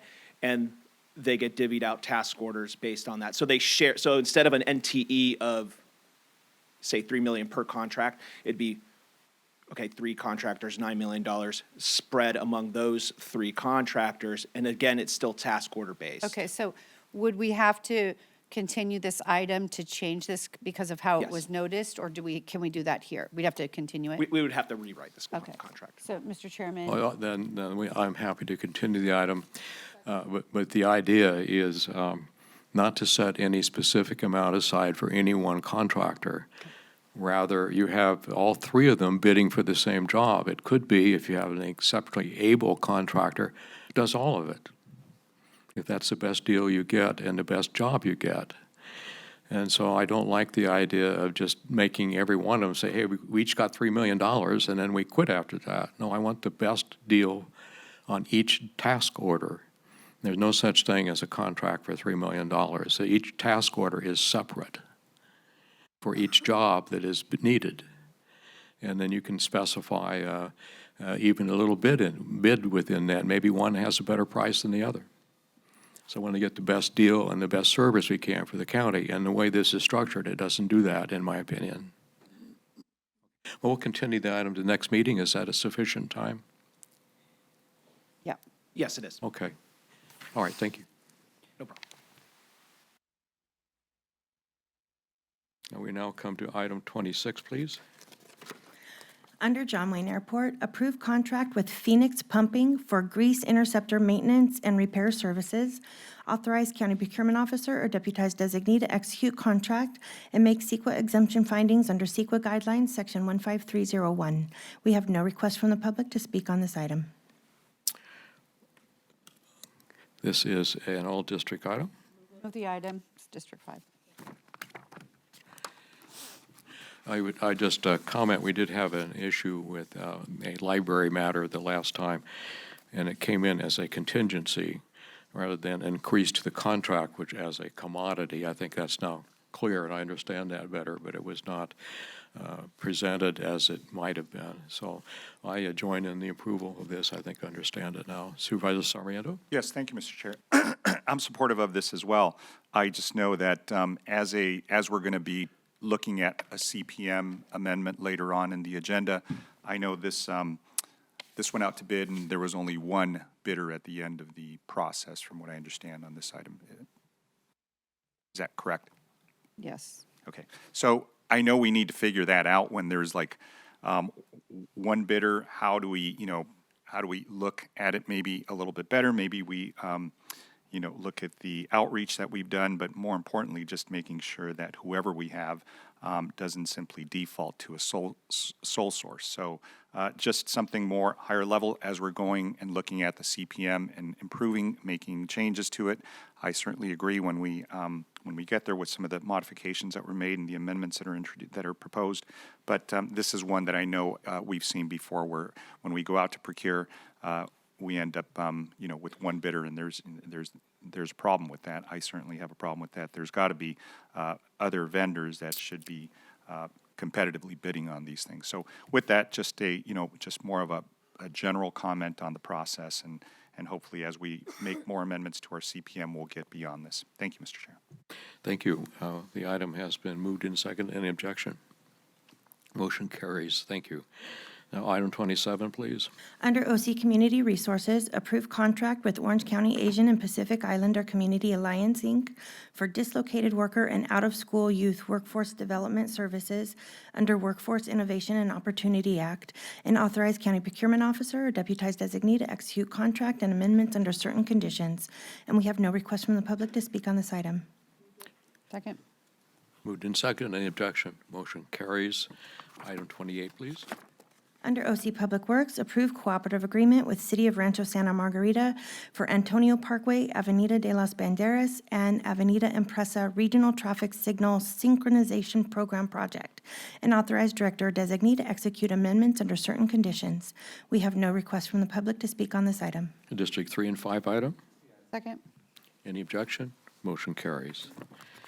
Now, item 29, please. Under OC Public Works, approve aggregate contracts with Dana Safety Supply, Inc., LEHR Upfitters OpCo LLC, doing business as LEHR Auto, and West Coast Lights and Sirens, Inc., for emergency vehicle and upfitting services, and authorize county procurement officer or deputized designee to execute contracts.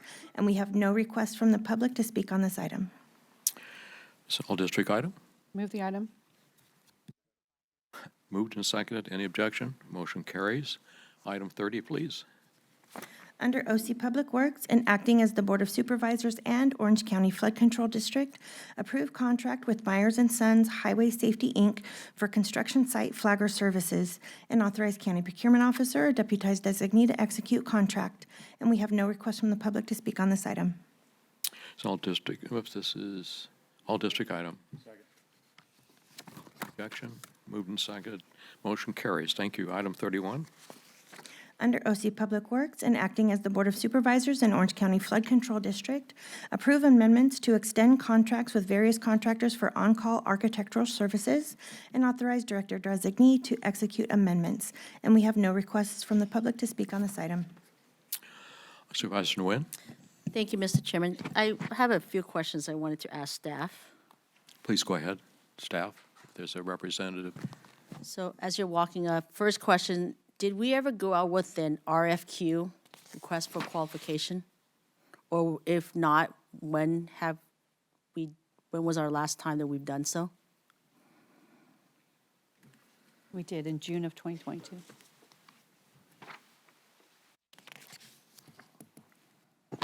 Sorry, Chairman Chafee, members of the board, Kevin Onuma, Orange County Public Works. We went out with originally with an RFQ in June 2022. So this is just an extension of time now. The original contract was for 3 years. I believe there was an amendment at some point to increase the capacity, and this is just increasing it for 2 years. No increase in dollar amount. So in 2022, it would have been a $3 million contract? That's the full contract, so there's no increase since 2022? No, originally, so in 2022, the original contracts were $1.5 million each. And then we went back to the board in 2024 to increase it to $3 million. Thank you. So these contracts are, okay. Thank you. Mr. Chairman and colleagues, these contracts keep on coming up and they keep on being called on-call. We had an RFQ that went out in 2022. We are in 2025. The costs and whether it could have been a better bid for us, could have saved us money, could have not, we don't know. We went from a $1.5 million contracts to in each of these firm to now $3 million. We're talking about a total of $30 million here. Not $1 million, not $1.5 million, not $3 million per firm. And it goes back to my comments previously in the other board meeting, and there's another items very similar to this. On-call is not to go out and ask for, rehabbing a library. On-call, again, goes back to is, there's a pipe that broke. Call. That's an on-call. That's a $10,000 fix, not a $3 million fix. We need to get to the point where this board has to have a policy that looks at these on-call contracts. You cannot have an RFQ that went out in 2022 and continue to add more money. We are at Amendment 2, 3, 4, 5, 6, depending on the contract. We keep on having contracts coming to this board that has Amendment 5, 7, 8, 10, 2, 3, 4, 5, you name it. We've got contracts that have gone up here that's had 17. And it's not just OC Public Works, but OC Public Works tends to have more of the on-call. And so I'm not comfortable with this item at all. I think we should stop and look at all these contracts and go out with a new RFQ. Let's go out with, or an RFP. But I know that usually these on-call, we do an RFQ, which is a request for qualification versus a request for proposal, because we don't have a specific project. And that's why we usually do the on-call. And so, I'm okay with the on-call, but the on-call to me goes back to, again, is emergency, urgency, not because, X company was doing a project at the Garden Grove Library and now we need to continue or we need to add more stuff to it. Well, then we should have thought about that when we first issued the contract. We shouldn't linger on several years later and now we're at $30 million. So, I'm extremely uncomfortable for this item 31, and then also item 34, which is on-call again, for $15 million. This is not on-call. $15 million, $30 million is not on-call. It's no different than we just had that discussion on John Wayne Airport. We need to really tackle this because when I was here a decade ago, if I'm correct, it was like 250,000 has to come back to the board. Now we're talking millions and millions. How do we know that there aren't other firms out there that has better pricing for us, more services, better quality? We don't know. If we keep on using the same firm, have no accountability toward them, so I would be voting no, or I'm asking the board to continue this item and the other item and really look at what is on call and have a policy discussion on this. Because these items keep on coming up and we have the same comments, same discussion over and over. And so it gets really frustrating for me because this is not in any way picking on OC Public Works at all. It is just, I think we don't have a policy and process for us. Thank you, Supervisor. Vice Chair. Well, my question was going to be slightly different. My question was, look, I agree we need to get a position from the board as a majority or as unanimous, hopefully, as it relates to contracting instead of doing this from the dais. Like, this issue seems like that should have been done before we got here today, these concerns. I think what I was going to ask about is how is this different than the airport issue? I mean, it seems to be the same, right? So if that's the new approach that we want to take, we should be adopting a resolution or changing the contract policy manual accordingly, as opposed to, up here on the dais, changing it real time. So maybe we need to do a study session. I know we don't do that really, but it seems like that would be appropriate because the way we've been doing it since I got here is there's this weird ad hoc committee. The ad hoc committee has all the conversations with the county CEO and the budget staff, and they're the only ones that know anything about what's happening in the contract policy manual unless we ask specific questions. And then the rest of us don't get the benefit of that education and the input. So I think that if we're going to make changes that are really significant in changing the way we operate, that we should do that in a way that all of us stay informed about it. But I don't know how we proceed here, though, because they need they need to have people to call.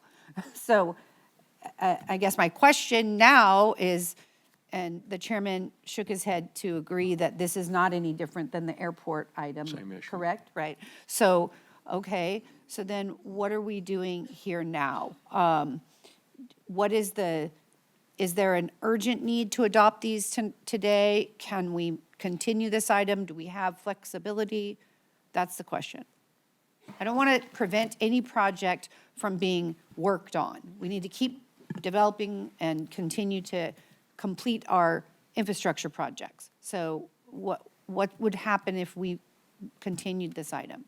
The contracts expire December 19th, so since there's a meeting on the 16th, it can be continued. Okay. So our plan for use of this is in the next 2 years, we have a list of 80 projects that we need these services for in order to complete.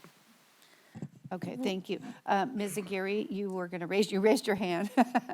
I was just going to suggest that because we have agenda item number 31 that is in question, we have 34. It looks like both of those can be continued until December 16th.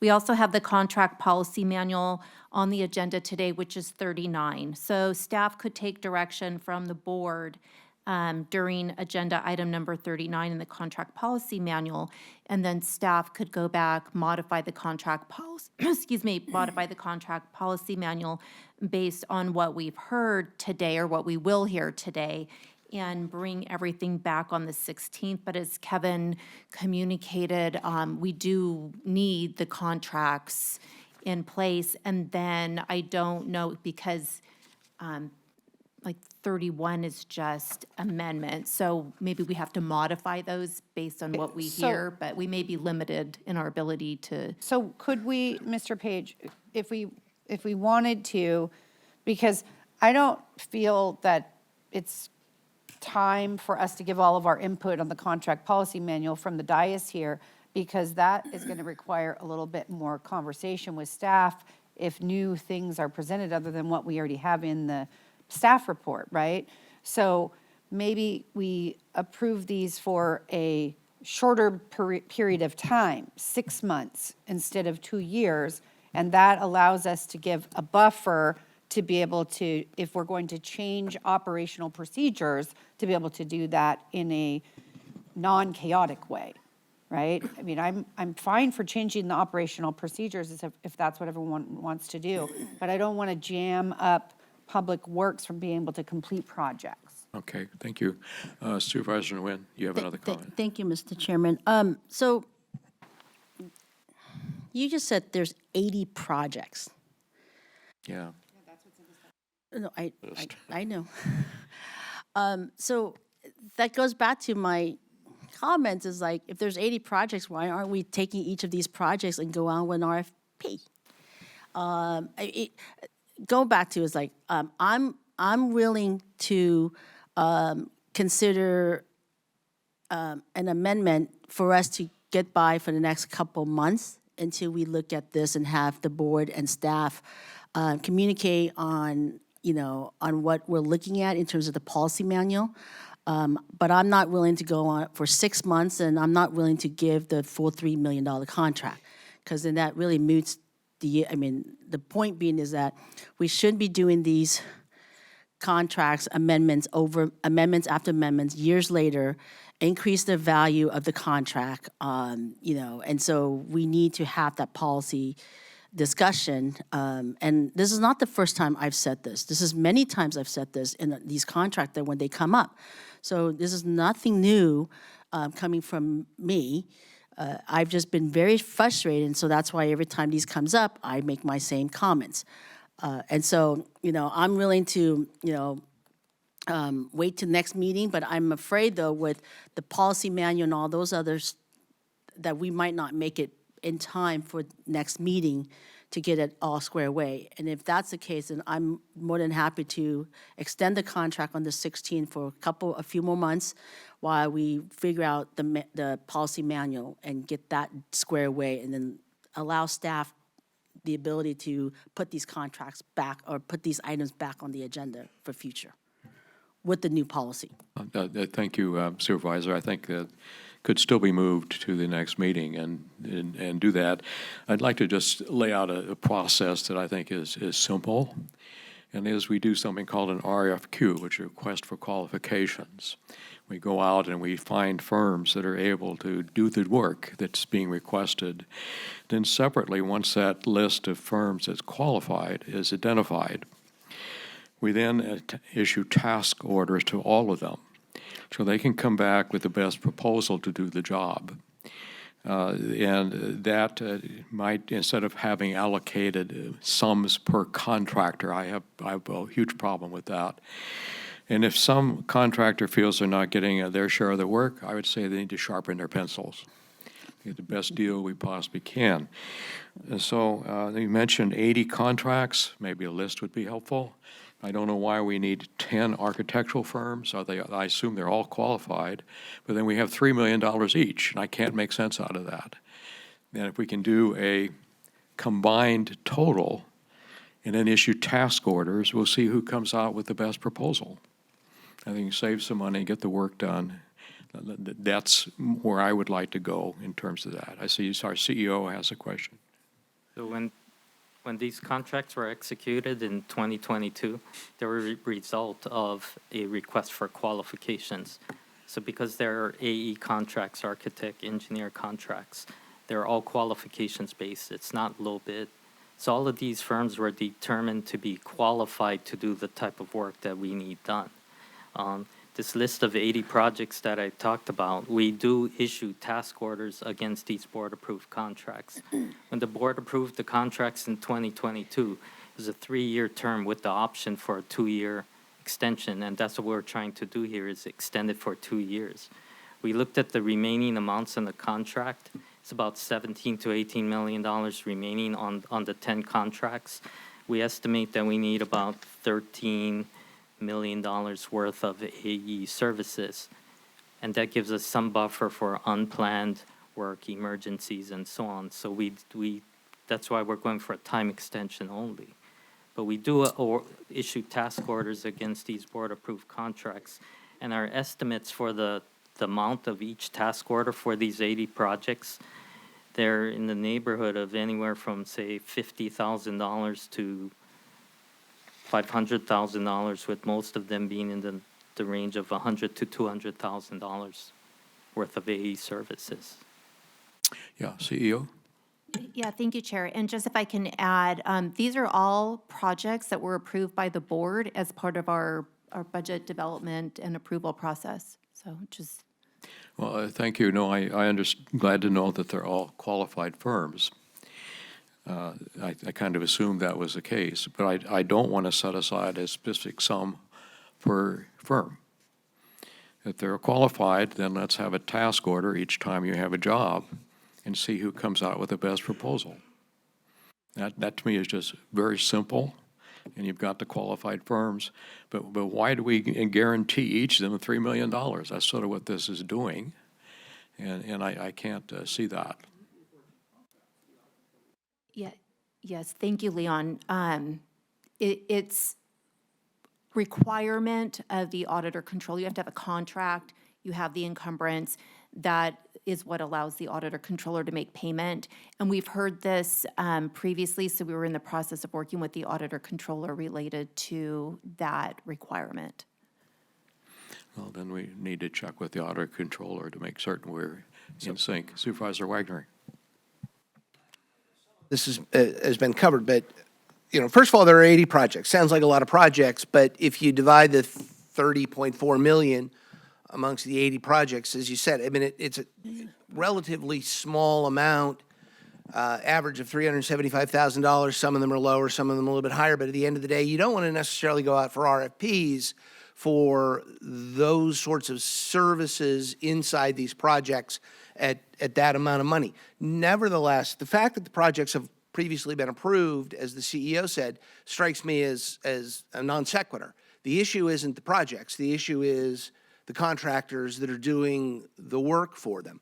And so I think this is very different than the airport. First of all, you're talking a larger sum of money, $30 million of general fund money, versus the airport, dedicated fund, not general fund, $3 million.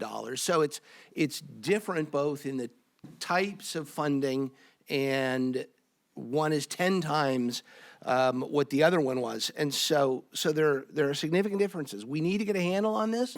I don't think 2 weeks is going to do it. But a 6-month extension probably is time for everybody to work it on out. The idea that we get individual bids on all of the task orders, as a procedural matter, I don't know how that ends up working out. We've got to flesh this stuff out, and I don't think we're going to have it in 2 weeks, which is why I'm fine coming back with a 6-month extension. I think somebody suggested that, and revisit this entire question in the meantime, because it is clear, and this board has said it in a number of contexts, we want a little bit more control over, or more ability to say yes or no to these sizable contracts as they get let out to the vendors, and not just sort of leave it to on-call, because as we saw with one of the items earlier, there are some favored contractors, they get a big chunk of the money. There are some disfavored contractors, they get less. It's a little loosey-goosey, and I think that's what we're all trying to get a handle on here. But it is very different from the airport, and I would resist bidding each of these 80 projects out separately just because of the amount involved. It's more expensive than we would be able to justify. So 6 months, let's continue at 6 months and answer these questions. Thank you, Mr. Chairman. I appreciate the suggestion, but then it's 6 months at 3 million, or do we reduce the amount down for these 6 months? Just time.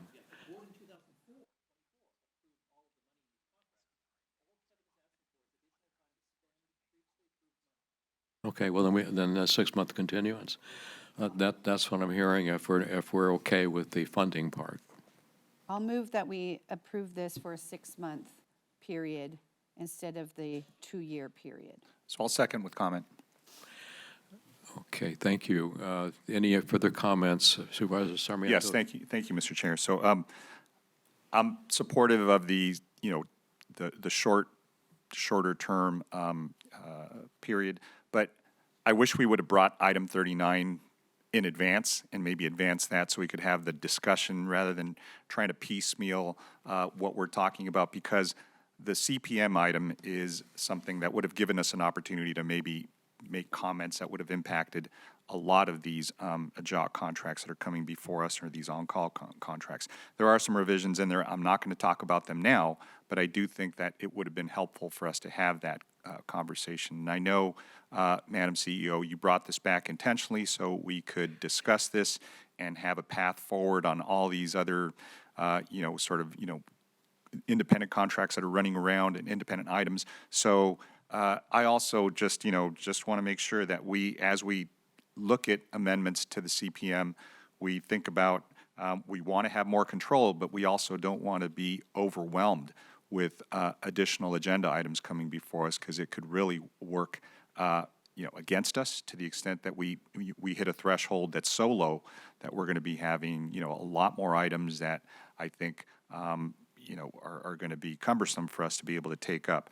So we've got to find that sort of delicate balance, but we'll save those comments till we hit that item. But again, it seems like we're addressing a lot of what is in item 39, which was the opportunity for all of us to comment on, on these on-call contracts, on the sole source contracts, and other items that are covered in the CPM amendment. So I'm supportive of the item, Mr. Chair.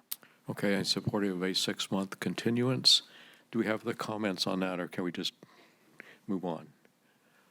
All right, is there any objection to continuing this item for 6 months? No, it's not a continuance of the item. It's an approval of the contracts for 6 months. Yeah, Okay. it's an All right, extension sorry. of the contract for 6 months. All right, and that is the motion, that it be, the contracts be approved for 6 months, continuing.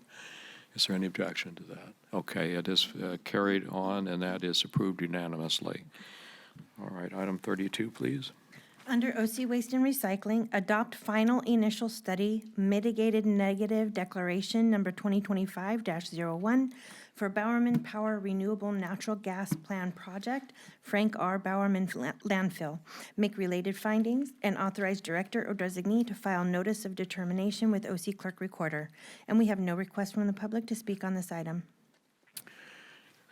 This is a District 3 item. Second. Any objection? Motion carries. Item 33, please. Under OC Waste and Recycling, approve contract with Civil Environmental Survey Group, Inc. for operation and maintenance services, groundwater, stormwater, and water supply systems, North Region landfills. Authorize county procurement officer or deputized designee to make changes under certain conditions and execute contract, and make CEQA exemption findings under CEQA guidelines, section 15301, 15304, 15307, and 15308. And we have no request from the public to speak on this item. District 3, 4, and 5 item, I will move the item. I'll second. I have a question, Mr. Chairman. Please go ahead. So this is one of those contracts that's renewable for one additional 2-year term. Given our current conversations that we're having, does the board wish to eliminate that one additional 2-year term language from the contract? I'm fine with it, but I'm just wanting to make sure that in 2 years, we don't come back and have the same conversation again. I think this is a specific contract with specific vendors, so It's a little different. It's not an on-call. Okay. All right. Any objection? Motion carries. Item 34, please. Under OC Waste and Recycling, approve amendments to renew contracts with various contractors for on-call landfill services and authorize director or designee under delegated authority from OC Public Works Director to make minor changes under certain conditions and execute contracts. And we have no request from the public to speak on this item. Move the item for 6-month term, not the term. Okay. I thought that we were going to continue 34, 39, and 31. I was okay with going on 31. That was actually already slated for 6 months. But I think we need to have these discussion. If we keep on approving these, then staff can just keep on putting it on the agenda, and then we keep on approving it and extending for 6 months. We have to have this policy discussion. Well, that's why I reduced it from the proposed term to 6 months so that we could have the discussion. Yeah. And we couldn't include this in the prior item because they hadn't read the item yet. And this is another on-call contract here. Right, so I made the motion for just the 6-month period while we work out these So new that's similar to rules. what we just did. Correct. All Now, right. is there a increase in, is that including the increase, or is that already the increase as part of the contract? There's no. Because the other as- one wasn't an increase, it was already in the contract, was voted on by a separate board in '24. What is this? This is an amendment to that prior contract, as I read it. So I'm asking staff, Mr. Page? if someone can come up and tell us, is this an additional funding, or is this adding new funding to the It previous says for the contract, or is final it part 2 of the contract? years. Good morning, Chair and Board. Tom Katrulis, Director for OC Waste and Recycling. This on-call contract are for 5 vendors that went through the process to become qualified, and it's basically a continuance of the current on-call contract that we have in place. No additional funding is being requested, correct? No additional funding. Thank you. All right, so we want to continue this 6 months? That's the motion. All right, any objection to continuing this similarly for 6 months? Seeing none, the motion to do that is approved. Item 35. May I just say for the now. record, what's happening is the board has approved an extension of these contracts for a 6-month period. Yes, that's correct. Thank you. Okay, item 35 has been continued, I think. Is that, 35 was deleted. oh, I'm sorry, deleted, not continued. Okay. Item 36. Under County Executive Office, approve amended and restated option agreement with Laguna Niguel Town Center Partners LLC to extend option term 12 months and continue due diligence and permitting regarding lease and development at former South County Justice Center, Laguna Niguel. Approve revised ground lease agreement with Laguna Niguel Town Center Partners LLC for planning, design, financing, construction, renovation, marketing, operation, management, and maintenance of the property. Authorize Chief Real Estate Officer or designee to execute amended and restated option agreement, ground lease agreement, and related documents under certain conditions. And we have no request from the public to speak on this item. District 5 item. Thank you, Mr. Chairman. I'll move this item, and I'll say reluctantly, because I feel pretty strongly that the delay has been unreasonable and that we need to get moving on this. We have a building, which is a courthouse, and I've already talked to Ms. Aguirre about this. The old vacant courthouse needs to get demoed, and for those who are listening, I expect the building to get demoed, like immediately. It's graffitied, it's a blight on the community. We can't just leave it there for another 10 years. So we've been waiting for this project to be developed for 10 years, and that's why we're extending the time 10 years. One of the benefits of our negotiations is we're getting an increase, thank you, Ms. Aguirre, of the library by 10,000 square feet. So that's good news for our libraries. But I'll move the item. Thank you. Is there a second? Second. Any objection? Motion carries. I'll go on to item 37. Under County Executive Office, approve contract with American Family Housing for permanent housing collaborative transition services, and authorize county procurement officer or deputized designee to execute contract. And we have no request from the public to speak on this item. It's an all-district item. Second. Second, the objection. Motion carries. Item 38, please.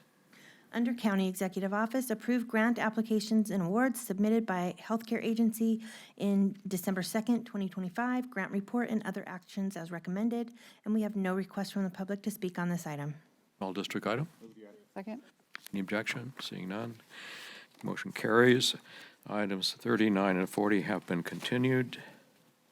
Now we come to, I'm sorry, 39 was not approved. I'll move to continue that, Mr. Chairman. Let's see, wait a minute. Should we? Contract, we're at 39, the contract policy manual. Is that also being continued, or did we hear enough from our We prior? have to move, she has to read the item first. No, and no, then we well, can- that's fine. I'm just wondering where we are. I Okay. support the continuance. All right, item 39, please read the item, and if there are any public speakers too, so. Under County Executive Office, approve 2025 Contract Policy Manual and authorize County Executive Officer or designee to make changes under certain conditions. And we have no request from the public to speak on this item. Okay, that has now. Mr. Chairman? Is there a motion on this one? Yeah, I would move this item to our second meeting in January. That gives us some time, and it doesn't have to be on the agenda every meeting, and then have to be continued. I'll second. So, that's it. Okay. Supervisor Sarmiento? Yes, thank you, Mr. I'm supportive of putting it over as well. I know that we've asked for this for a while, so I know I'm kind of confused why we're putting it over again. But Ms. Aguirre, can you tell us what the process will be? I agree that an item like this shouldn't be subject to an ad hoc because it got clumsy last time. I think it should be, all of us trying to comment and remark and opine on this. But what's your opinion of how we're going to tackle this? Well, we have options. If we don't do an ad hoc, I don't have the ability to meet with the board due to the Brown Act, right? Unless we have a special board meeting on this topic, which we could do. We could do here in the boardroom. We could do it just in a conference room. Otherwise, I have to work with each of your offices independently and take feedback, but I don't think that would be effective. So, but I don't know that you would want a special board meeting, but that's kind of what I'm hearing. So I'm just looking for direction from the board on next steps. Well, look, I know we tried an ad hoc previously. I remember there was maybe one or two iterations of an ad hoc. It didn't seem to work as well.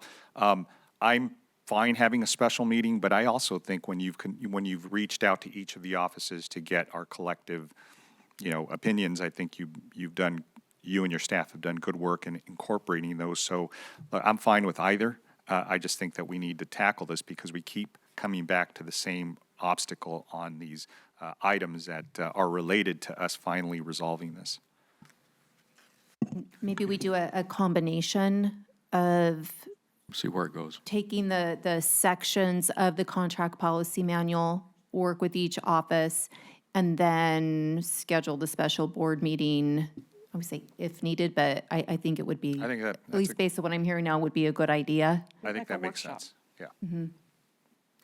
Yeah, I think the focus is with the on-call contracts. That seems to be the area of concern. Well, I think, the on-call, and I think in general, just a policy on, maybe a threshold, what's considered on-call, what's considered not on-call. So I like the process that I'm hearing. I think we can still continue to January.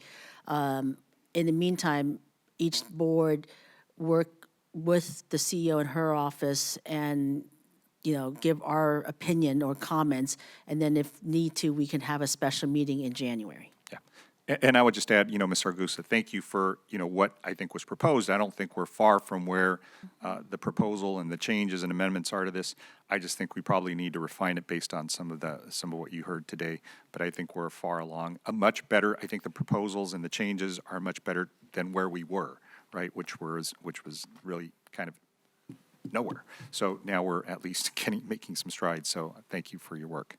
Supervisor, Vice Chair. Thank you, Mr. Chairman. So here, I just want to make sure that when we move forward with this, we understand what changes were already made per the board's decision, which sounds like is not actually what the board wants.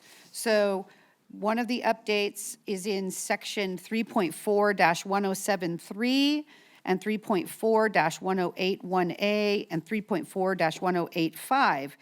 And that change was to limit the architect-engineer contract term and sole source term to 3 years, and that the limit not to exceed 3 million, and a contract task order limit of $1 million. It sounds like from the discussion up here, that's not what some of the board members want. So I would ask that the board members who want to change that really focus in on that and give the specific language to Michelle so that we know exactly what is being requested. Another area is update to the public works thresholds to be consistent with applicable public contract code. And that's sections 3.5-105 and 3.5-107. And this again is 3 million, 1 million. So that again does not sound like what the board members that have spoken here today want. And then the other area that was being updated, all the other terms that were updated in the contract policy manual were changes from state law that had to automatically get updated. These are the 3 areas that the board members apparently directed that staff was trying to respond to, which sounds like isn't what they want. Again, section 3.5-114, subsections 1 and 2, limit not to exceed annual amounts for job order contracts to 3 million and limit the task orders to 1 million. So again, this is what we were going to be voting on here today, but it doesn't sound like what I'm hearing from 3 of the board members up here.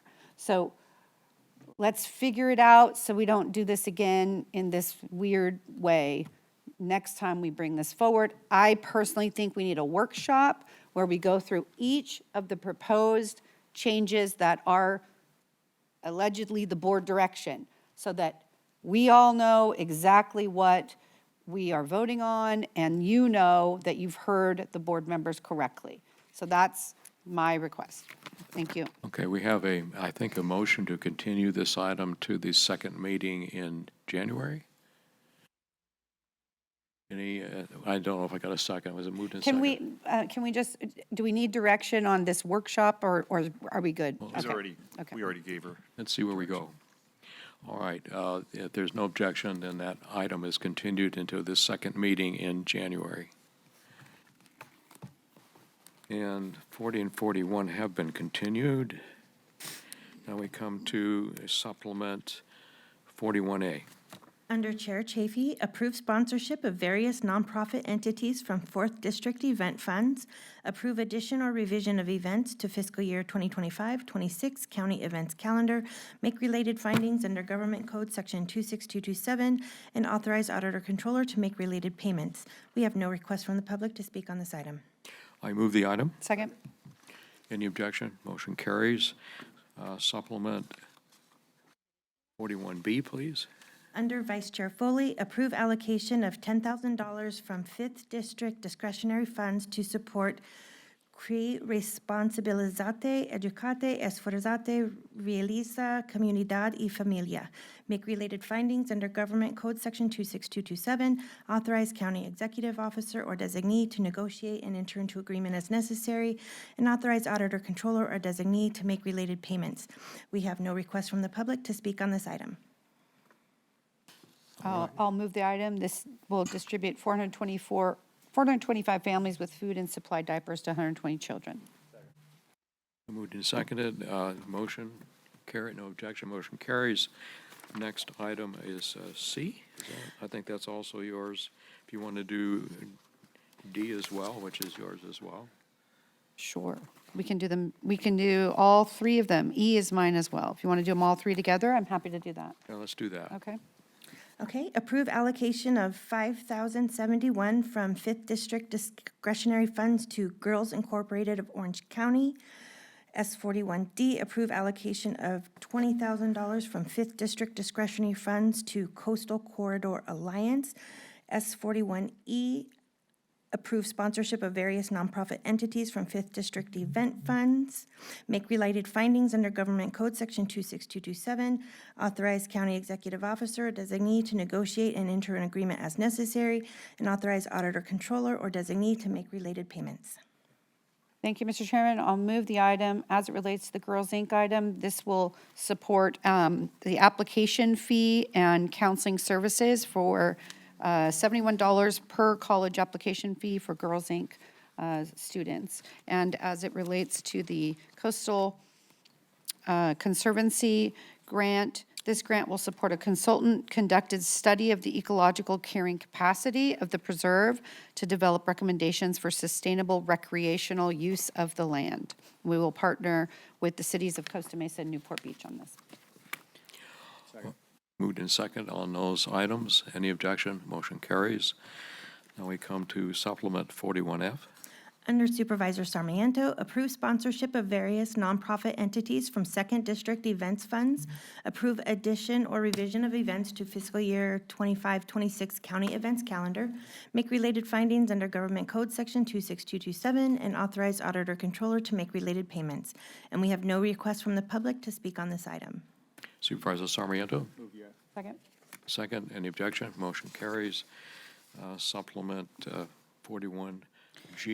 And I think the next one, I can take from 41G to 41J, Mr. Chairman. all right, if you would do those three together, please. Four. Four? Okay, so S. Yeah, they're all yours. Yeah, S41G, under Supervisor Nguyen, approve allocation of $10,000 from 1st District discretionary funds to Project Eli. S41H, approve allocation of $5,000 from 1st District discretionary funds to Huntington Beach International Surfing Museum. S41I, approve allocation of $5,000 from 1st District discretionary funds to Tran Hung Dao Foundation. And S41J, approve allocation of $5,000 from 1st District discretionary funds to Vietnamese American Federation of Southern California. Make related findings under Government Code Section 26227, authorize county executive officer or designee to negotiate and enter into agreements as necessary, and authorize auditor controller or designee to make related payments. And we have no request to speak on these items. I'll move it. We'll all second it. Thank you. Any objection? Those motions carry. Now we come to either going to closed session or public comments. What's the pleasure of the board? Let's do public comment. You want to go? 12. We had all of those that wanted to come from the earlier. We have 14 requests for public. 14? I think we should hear them. Okay, please call the public speakers. This is general public comments. Yes, so. But you still must be within our jurisdiction. Yes, I will call the first three speakers, if you could line up behind the podium. Steve Rocco, Greg Aerosmith, and Elia Seglin. Once upon a time, there was a civil war, a race war. One half of America wanted a divorce. The other half wouldn't give it to them. The price of that war was very terrible, especially for white folks. Almost 1 million. How many black folks existed at that time? Almost 4 million. The ratio is 1 to 4, 25%. With that war, the fields of half the nation were plowed over, destroyed by General Tecumseh Sherman. People were killed, houses were burned down. After the war, freed slaves and Northern Yankees controlled the United States, period. The amendment abolishing slavery did not get rid of slavery. Read it. There's an exception to that, involuntary servitude. That means if you're in jail, you're a slave. That means that the government can do anything they want to you, and they have. Who do you think today is fighting your fires? Slavery is legal, still legal. There are about 5 million incarcerated in the United States today. That's more than any nation on the face of the earth. What has changed since Reconstruction? Absolutely nothing. The slaves were freed, and they had a job to do. You know what that job was? It was to terrorize the rest of the Americans. And they've done a good job of it. And they're still wards of the state. If you're female, they have no fathers. So-called black families don't exist. I had one of my students tell me, I have 4 brothers and sisters. We all have different fathers. And they're wards of the state. The women are wards of the state, and the men are wards of the states too. And that's through the law enforcement. A lot of incarceration. Race crimes. Today we have illegals. Illegals cause homelessness. You don't need to call them retarded. You don't need to have psychiatrists for American homeless because they don't have a homeland. Americans never have a homeland. And with this nonsense, they never will. And that's why it's encouraged. You give money and everything else to illegals. You give nothing to the homeless, nothing to Americans. And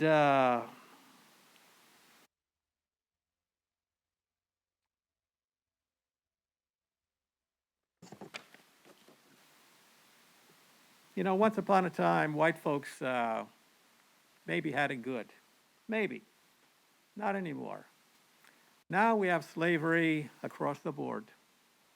Thank you. Next speaker, please. I got to put this up. Here we go. Valerie, appreciate it. Greg Aerosmith, reside in Orange. California Brown Act of 1953, enforcing local government agencies to be transparent with the tax-paying citizens. Focus, the lack of effective state leadership that has a negative impact on our, local government, counties and cities and taxpayers. The state of California has the leverage and advantage compared to the other states. Here are examples. California is the 5th largest economy in the world. California has high income earners that pay an extremely high tax rate. California has had top 500 corporations that generate a lot of revenue for the state. California has some of the best universities in the country. This is where our state, so-called leader, has failed us. Good old Gavin. U.S. News and World Report conducts an annual report to compare California versus the other 49 states' performance within several categories. Crime and corrections ranked 38, the bottom at 24%. Economy ranked 32, the bottom at 36%. Education with universities ranked 24, the top at 48%. Education without universities ranked at 38, the bottom at 24%. Fiscal stability ranked at 42, the bottom at 60%.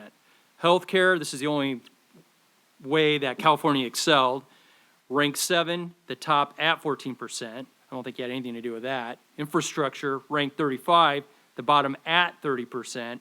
Natural environment ranked at 24, the top at 48%. And opportunity ranked at 50. Ranked at 50, opportunity. Think about that, guys. The bottom 1%. Overall ranking, ranked 37, the bottom 26%. We have a so-called leader that did not attend annual sheriff meetings to execute better control of crime activity within our counties, according to a Southern California sheriff, negligent with a lack of water supply and a clear the forest prevention plan that fueled the horrific Palisades fires. His selfish political agenda that segregates and divides the relation between the federal and the state governments, which can negatively impact our local governments. In conclusion, taxpayers, let's strive to hire the right governor that will place California and we, the people, in the priority position. Let's focus on a governor that will work hard to show effective results versus a governor that will work hard to get out of work for selfish political reasons. What do you think? Yes, sir. May I have the next speaker, please? After Elias Seglin, the next 3 speakers are Kate, Brian Kay, and Kimberly. Good morning, board. My name is Ilya Tseglin. First of all, I have to tell to you and public attention that I was threatened indirectly by Director of Orange County Regional Center, Larry Landauer, through his vendor, owner of the NM agency, Lou Pena, for coming to the board to speak regarding the role of Orange County corruption of the court and Orange County administration. They promised to take me away. My innocent son Nate was kidnapped from my innocent family on the basis of false manufactured report sent to social services and police by con artist, director of Orange County Regional Center, Mr. Larry Landauer, in charge of $500 million public, and director of DDS, Nancy Bergman, in charge of $9 billion public money reserved for services but misused for personal profiteering, court, and profound corruption of the rest of Orange County Administration Department. I am coming to every board meeting for 13 years, pleading to reunite and save life of my innocent son from torturing medical experimentation, but you keep ignoring my pleas due that you are county leaders only in name. In reality, you are puppets of such puppeteer as con artists Larry Landauer and Nancy Bergman. Indeed, you lies, as Supervisor Wagner, pretend today that it is a court judges in position of making the decision. Prior of all supervisor, Wagner is not in position to tell such statement. He personally, in family connection with probate court judges, because his wife is a probate judge in a probate department that totally corrupted and in collaboration to steal our children to personal profiteering. Our children and fragile public people needed to be. Sorry, your time is up.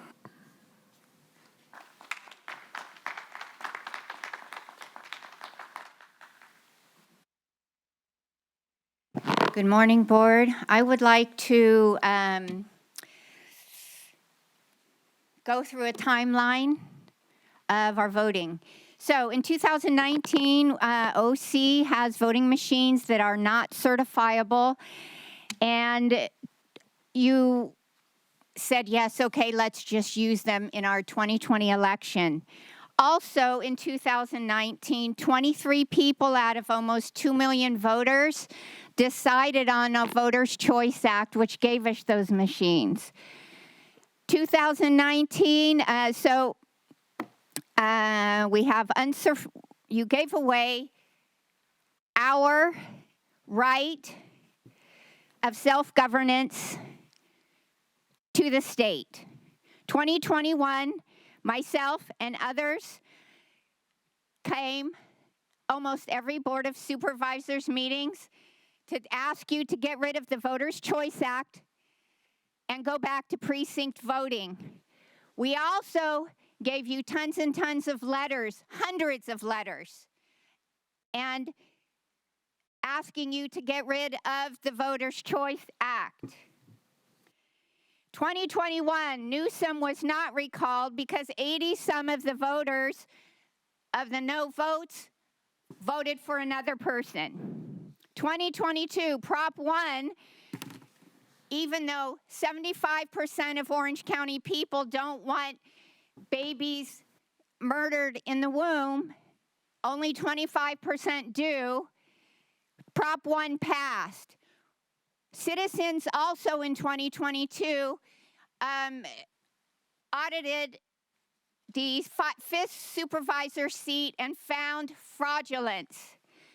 2023 and 2024, this board gave away again via Prop 1, and another Prop 1, our right of self-governance.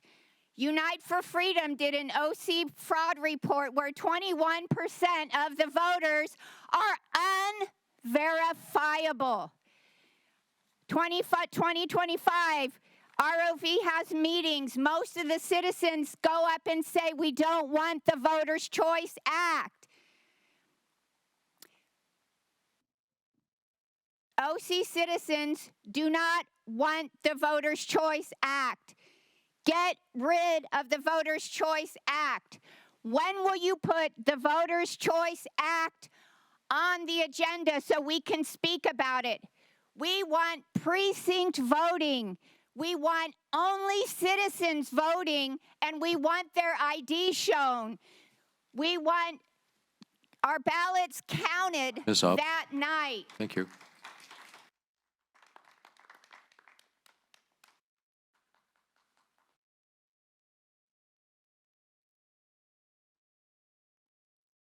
Today I'm here demanding that each of you publicly call for an independent investigation by the DOJ and the FBI into Orange County's family court and probate court systems within the next 24 hours. Enough is enough. Multiple cases, sworn testimony, and ongoing lawsuits have raised serious concerns involving judges Waltz, Carreso, Palafox, Kerber, Verapapa, and Gerges. Minors Counsel GALs Brian W. Barron, Taken Coron, Tracy Willis, Trish Harmon, Lonnie Klein.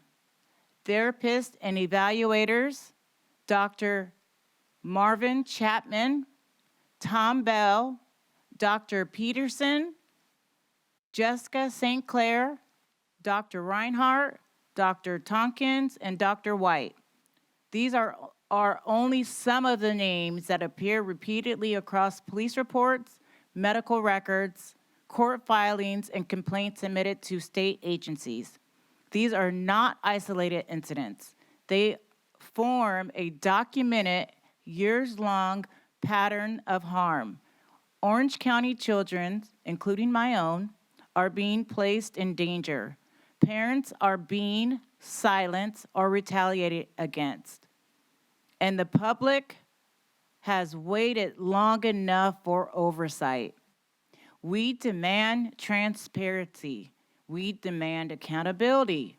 And we demand your public commitment today to call for a full, independent investigation into the Orange County family and probate courts. The safety of our children depend on it. In God we trust. Thank you. May we have the next speaker, please? Next three speakers are Bridget Butler, Judy Holburn, and Glenn R.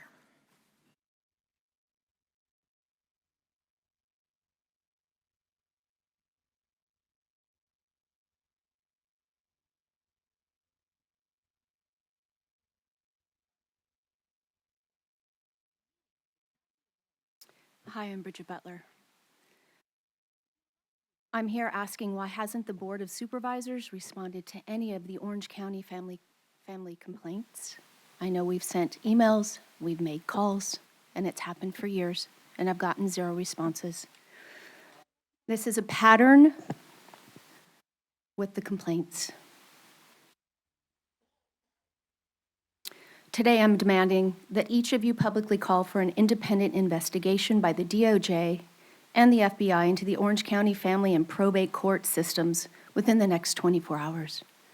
Enough is enough. Multiple cases, sworn testimony, and ongoing lawsuits have raised serious concerns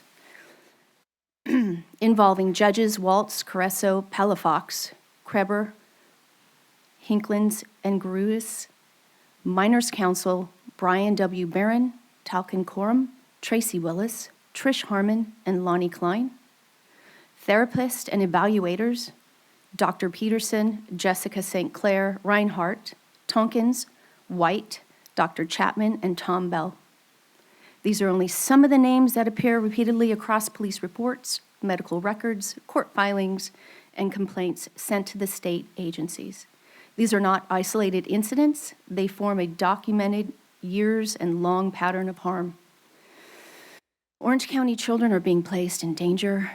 Parents are being silenced and retaliated against, and the public has waited long enough for the oversight. We demand transparency, we demand accountability, and we demand that your public commitment today to call for a full independent investigation into the Orange County Family and Probate Courts. The safety of our children depends on it. We are kindly asking the board, thank you. May I have the next speaker, please?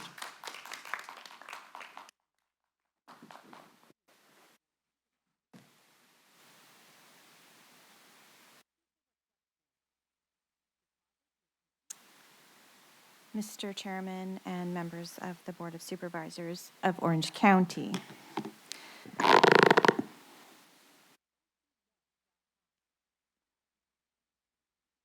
Today, I am demanding that each of you publicly call out for an independent investigation by the DOJ and FBI into Orange County's family court and probate court systems and CPS within the next 24 hours. Enough is enough. Multiple cases, sworn testimony, ongoing lawsuits raise serious concerns involving OCDA Tammy Jacob, who currently has a federal lawsuit against her, with Joe Faria, involved in my case in covering up a felony assault, and multiple other families, particularly protective moms. This also includes judges, James Waltz, Kimberly Carasso, Julie Palafox, Mary Cree Rivera-Papa, Hinklins and Gerges, Judge Gerges, Minors Counsel and GALs in Family Court and Probate Court, Brian Barron, Takin Karam, Tracy Willis, Trish Harmon, Lonnie Klein. Therapists and evaluators, these are court-appointed to family law cases and probate cases. Dr. Peterson, Jessica Sinclair, Dr. Reinhart, who is currently under investigation, Dr. Tonkins, Dr. White, Dr. Chapman, and Dr. Bell. These are only some of the names that appear repeatedly across police reports, medical records, court filings, complaints to state agencies and federal agencies. These are also the names that come across the lips of protective parents, primarily mothers, but also dads, and children who they have cried out to, reporting abuse, and it gets covered up. We demand transparency, we demand accountability, and we demand your public commitment today to call for a full independent investigation into the Orange County Family and Probate Courts. The safety of Orange County's children depend on it.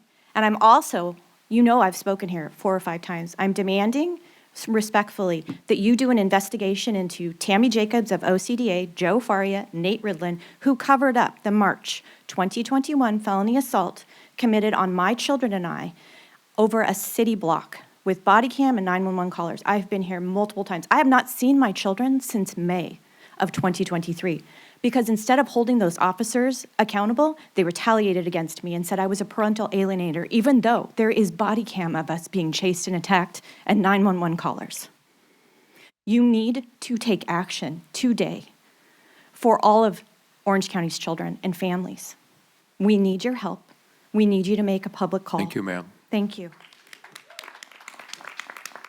After Glenn, the next 3 speakers are Kathy, Jenny, and Andy C. Thank you, board members. Thank you, Chairman. My name is Glenn. With this topic, enough is enough. We've had so many problems with children within Orange County.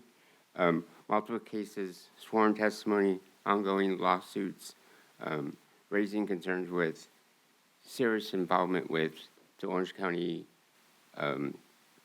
judges, the council, the therapists, the evaluators, all assigned by Orange County. The names have been listed numerous times.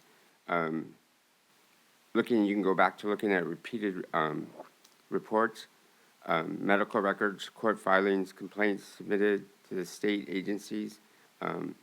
These aren't isolated incidents within Orange County. There's documentation, year-long patterns of harm. Orange County children are being placed in danger. Parents are being silenced, retaliated against, and the public has waited long enough for an overturn for this. Again, enough is enough with this. What we're demanding is transparency. We're demanding accountability. We are demanding our public commitment today to call for a full independent investigation into Orange County's family and probate courts. It's the safety of our children. It's the safety of our next generation. It's everything about the children. And we stand here in Orange County. We stand here in the United States, and it's all to the fact that things are not being taken care of. They're looked upon differently or hidden. And if we look at if everybody would turn around and look at the wall, it's in God we trust. Gentlemen, ladies, I thank you for my time, and I appreciate it. Thank you. Thank you. May I have the next speaker, please?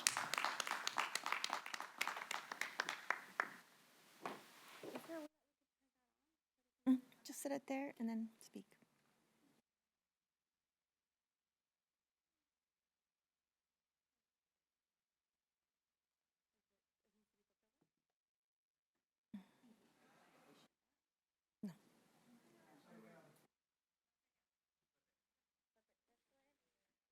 Okay, just kidding. We had it. If I can start my time again at 3. Thank you. I want to start off by asking every single one of you to get off your phones, and if you guys can please give me your undivided attention, I would really appreciate that, first and foremost. That goes for you, Ms. Foley. That goes for you, Mr. Wagner. And I'm here to public speak, so I'm actually asking for your undivided attention. That is our right to ask that of the people that represent us as contingents. And the reason for me standing here before you is because we are demanding oversight from the DOJ and the FBI over the jurisdiction of the police department and the court systems. And you guys keep saying to us, well, we have no jurisdiction here. This is not our problem. But guess what? You guys represent us, and we need help, the people. As of right now, the family court system has not done anything to help family members that desperately need assistance. If you don't have money in this county or in any county, the law does not protect you. How is that possible? Oh, that's another thing too. Another thing that I've also noticed along the process has been that a lot of the attorneys and the judges are all really close friends. So how can the law be enforced in a fair, unbiased manner when you guys are all in bed with each other? It's very hard to do, right? But today we're going to focus on what's important. And today what's important is the fact that we need oversight for the Department of Justice and the FBI to oversee family courts.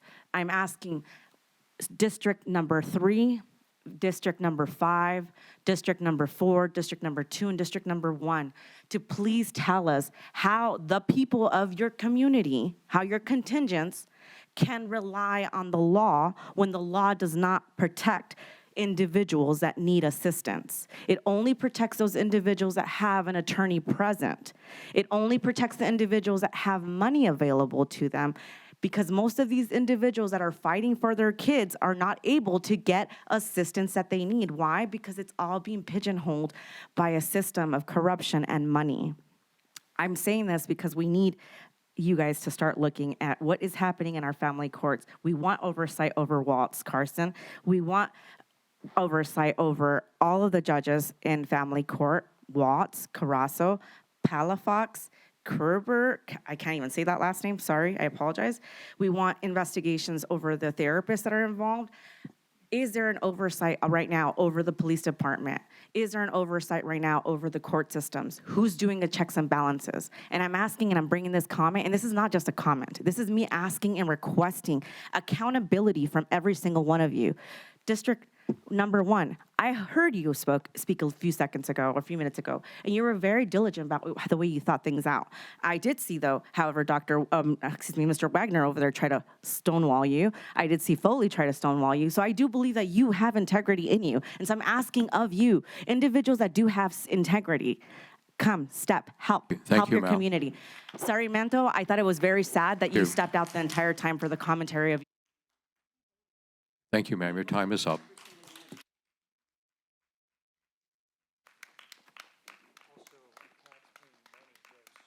The next speaker is Jenny. Jenny or Andy C. Okay, the next speaker is E. Guerrero and Nick Kolev. How many more do we have left? Those are the last four names. Okay, all right.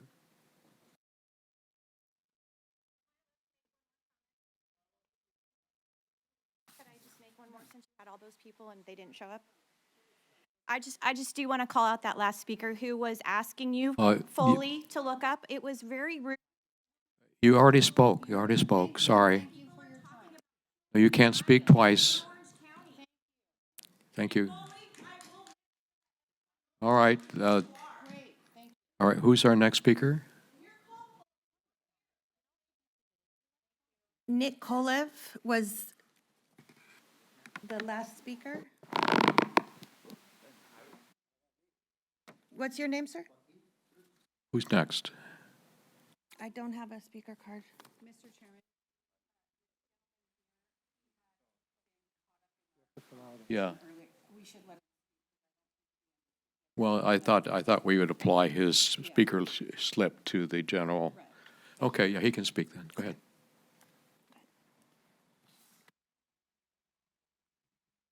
Thank you. I just want to clarify or agree with Mr. Sarmiento. Yeah, you're not a lawyer. You're not my lawyer. I agree with that. And I don't see it for you as a lawyer, but as a supervisor who supervises agencies in the county, who supervise what's going on with every the government situation. So I demand the same thing we all asking here, but I also wanted to say that when it comes to child support services, I have been told to not ask questions because it's risky for myself to be asking questions. I told them that time that I was not afraid to speak up or ask questions because every question I ask has a reason and has an argument. I request child support for records on my case. They deny the records. I still fighting and I still paying my child support. I hadn't seen my kids because the mom doesn't answer the phone, and when I submit a motion to the court, just is denied. From that to now, when I call you the Boston Correction, it's not for only this, because I have seen how you post on Instagram your job that you do, and I've been saying, when you go with the community that supports you, but you don't go with the community that want to ask and question you, it's easy to be the famous person in the county. Let me ask you a question. Where's just the temporary shelter? You got the money last year to approve it. Where's your temporary shelter? Where's the hotel that you said was going to use for that? I asked many homeless people in your district if they know about the shelter. They didn't know. I asked many of the immigrant people if they know about you, you were helping them. They don't know you. So how can the supervisor for District 2, nobody knows the supervisor? You went to the city of Orange to build one bathroom for a whole park in connection with the city. Come on, if we get together, I mean, we can build 2 bathrooms more bigger than that one. I mean, Mr. Sarmiento, it's not just personal. It's just a situation where your office, when I came to talk to them, they were nice, like, oh, we're going to help you, and never get called back. Then I talked to you in person, and in the health department office, you said you were going to investigate. I never get your answers. Never called me back. So it's not just trying to ignore someone, because I keep fighting, and will keep fighting for this. It's not for me. It's for many people behind me and others who cannot be here that are asking for your help. Not only you, everybody. You guys have to answer the petition and change. Thank you. Thank you, sir.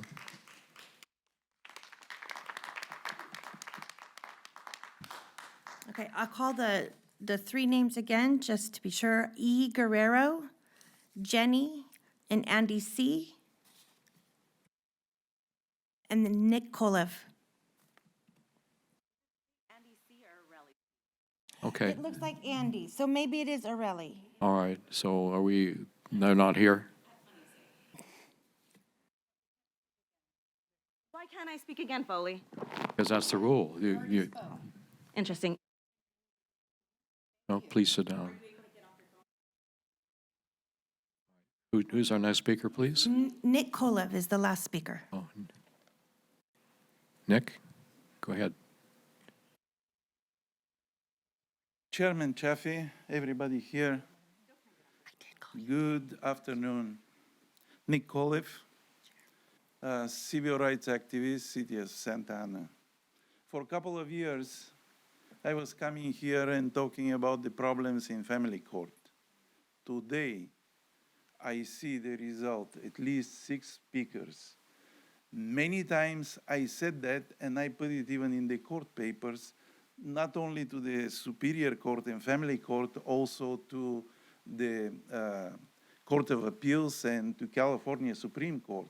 There is no single judge in family court who is honest.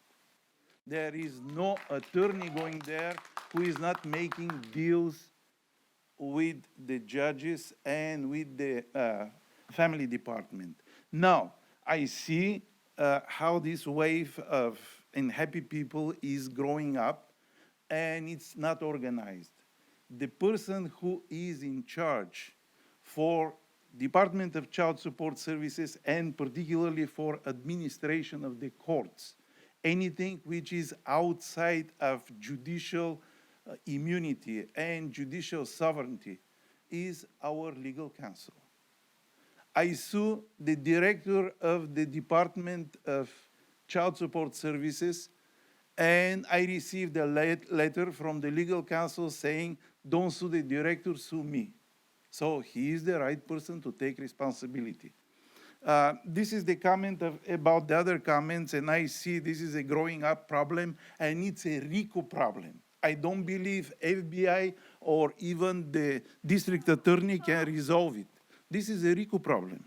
This is organized crime, very high level, involving child abuse, involving pedophilia, involving secret societies, involving many other things. But the purpose of my speaking today was about privacy.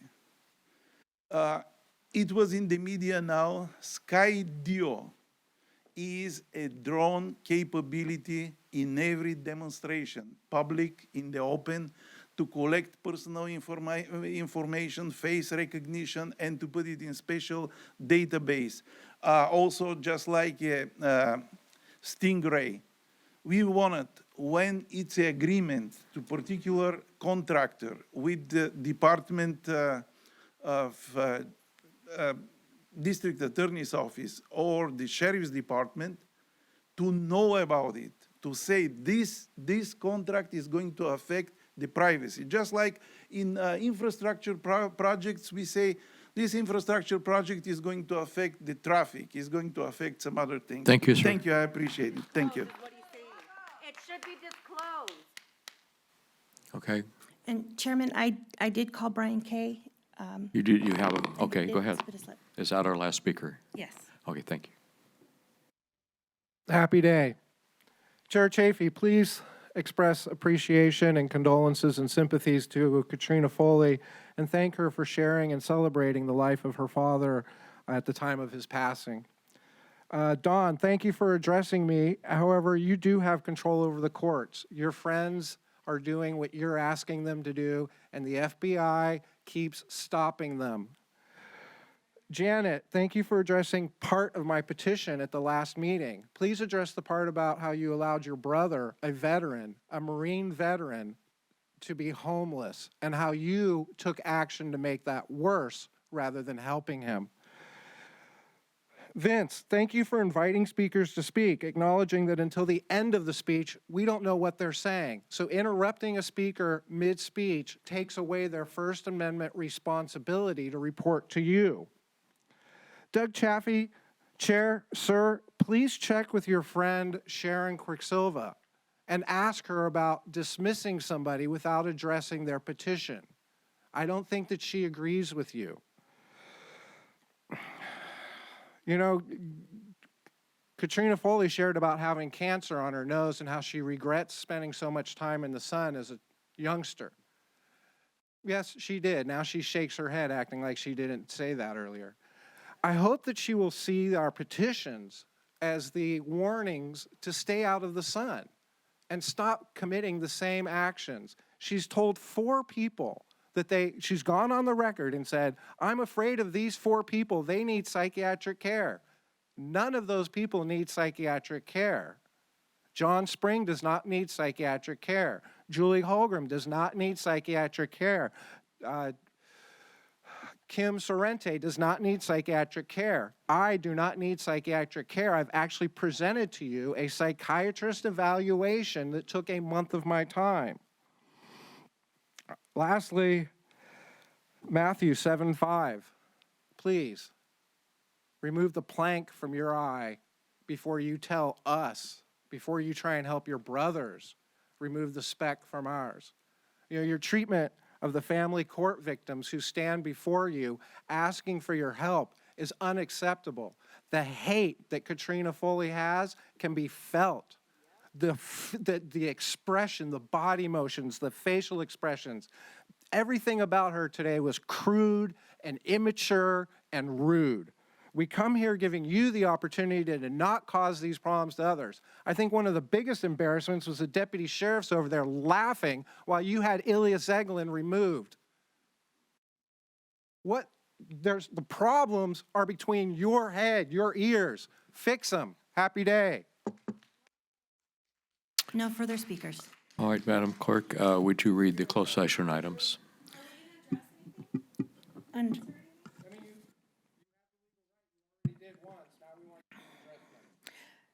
Closed session items. Supplemental closed session 1 under County Counsel, conference with legal counsel, anticipated litigation, significant exposure to litigation pursuant to Government Code Section 54956.9D2, number of cases multiple. Supplemental closed session 2 under County Counsel, conference with legal counsel, existing litigation pursuant to Government Code Section 54956.9D1, name of case Richard Smith v. County of Orange et al. Supplemental closed session 3 under County Counsel, conference with legal counsel, existing litigation pursuant to Government Code Section 54956.9D1, name of cases, California Department of Forestry and Fire Protection v. County of Orange, Todd Gillespie, Ismail Huizar et al., Albert Ivan Larios and Candelario Salinas Santiago v. County of Orange, et al., and Luis Ceja Ochoa, Samantha Nicole Larios, and Arthur King Ceja, a minor by and through his guardian ad litem, Luis Ceja Ochoa v. County of Orange, et al. Supplemental closed session 4 under County Executive Office, Public Employee Performance Evaluation pursuant to Government Code Section 54957B, titled Public Guardian. And we have no request from the public to speak on the closed session items. Thank you. Supervisor Vice Chair, did you have a comment?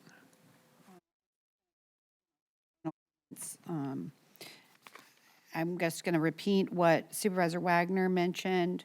We don't have authority over the courts. However, if you go to California Commission on Judicial Performance, you can, if you go to, well, then there's no point in me speaking. Okay, thank you. I tried to give you the, Hey, all right. Screaming at us Sheriff, doesn't help would you. escort the lady out of here, please?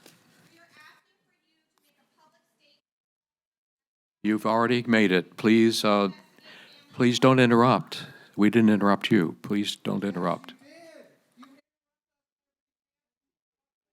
Please, yeah, we're ready to go to closed session anyway. All right. Vince, did you have a comment you wanted to make? We're going to make it later. All right. All right, we are adjourned to closed session. Thank you.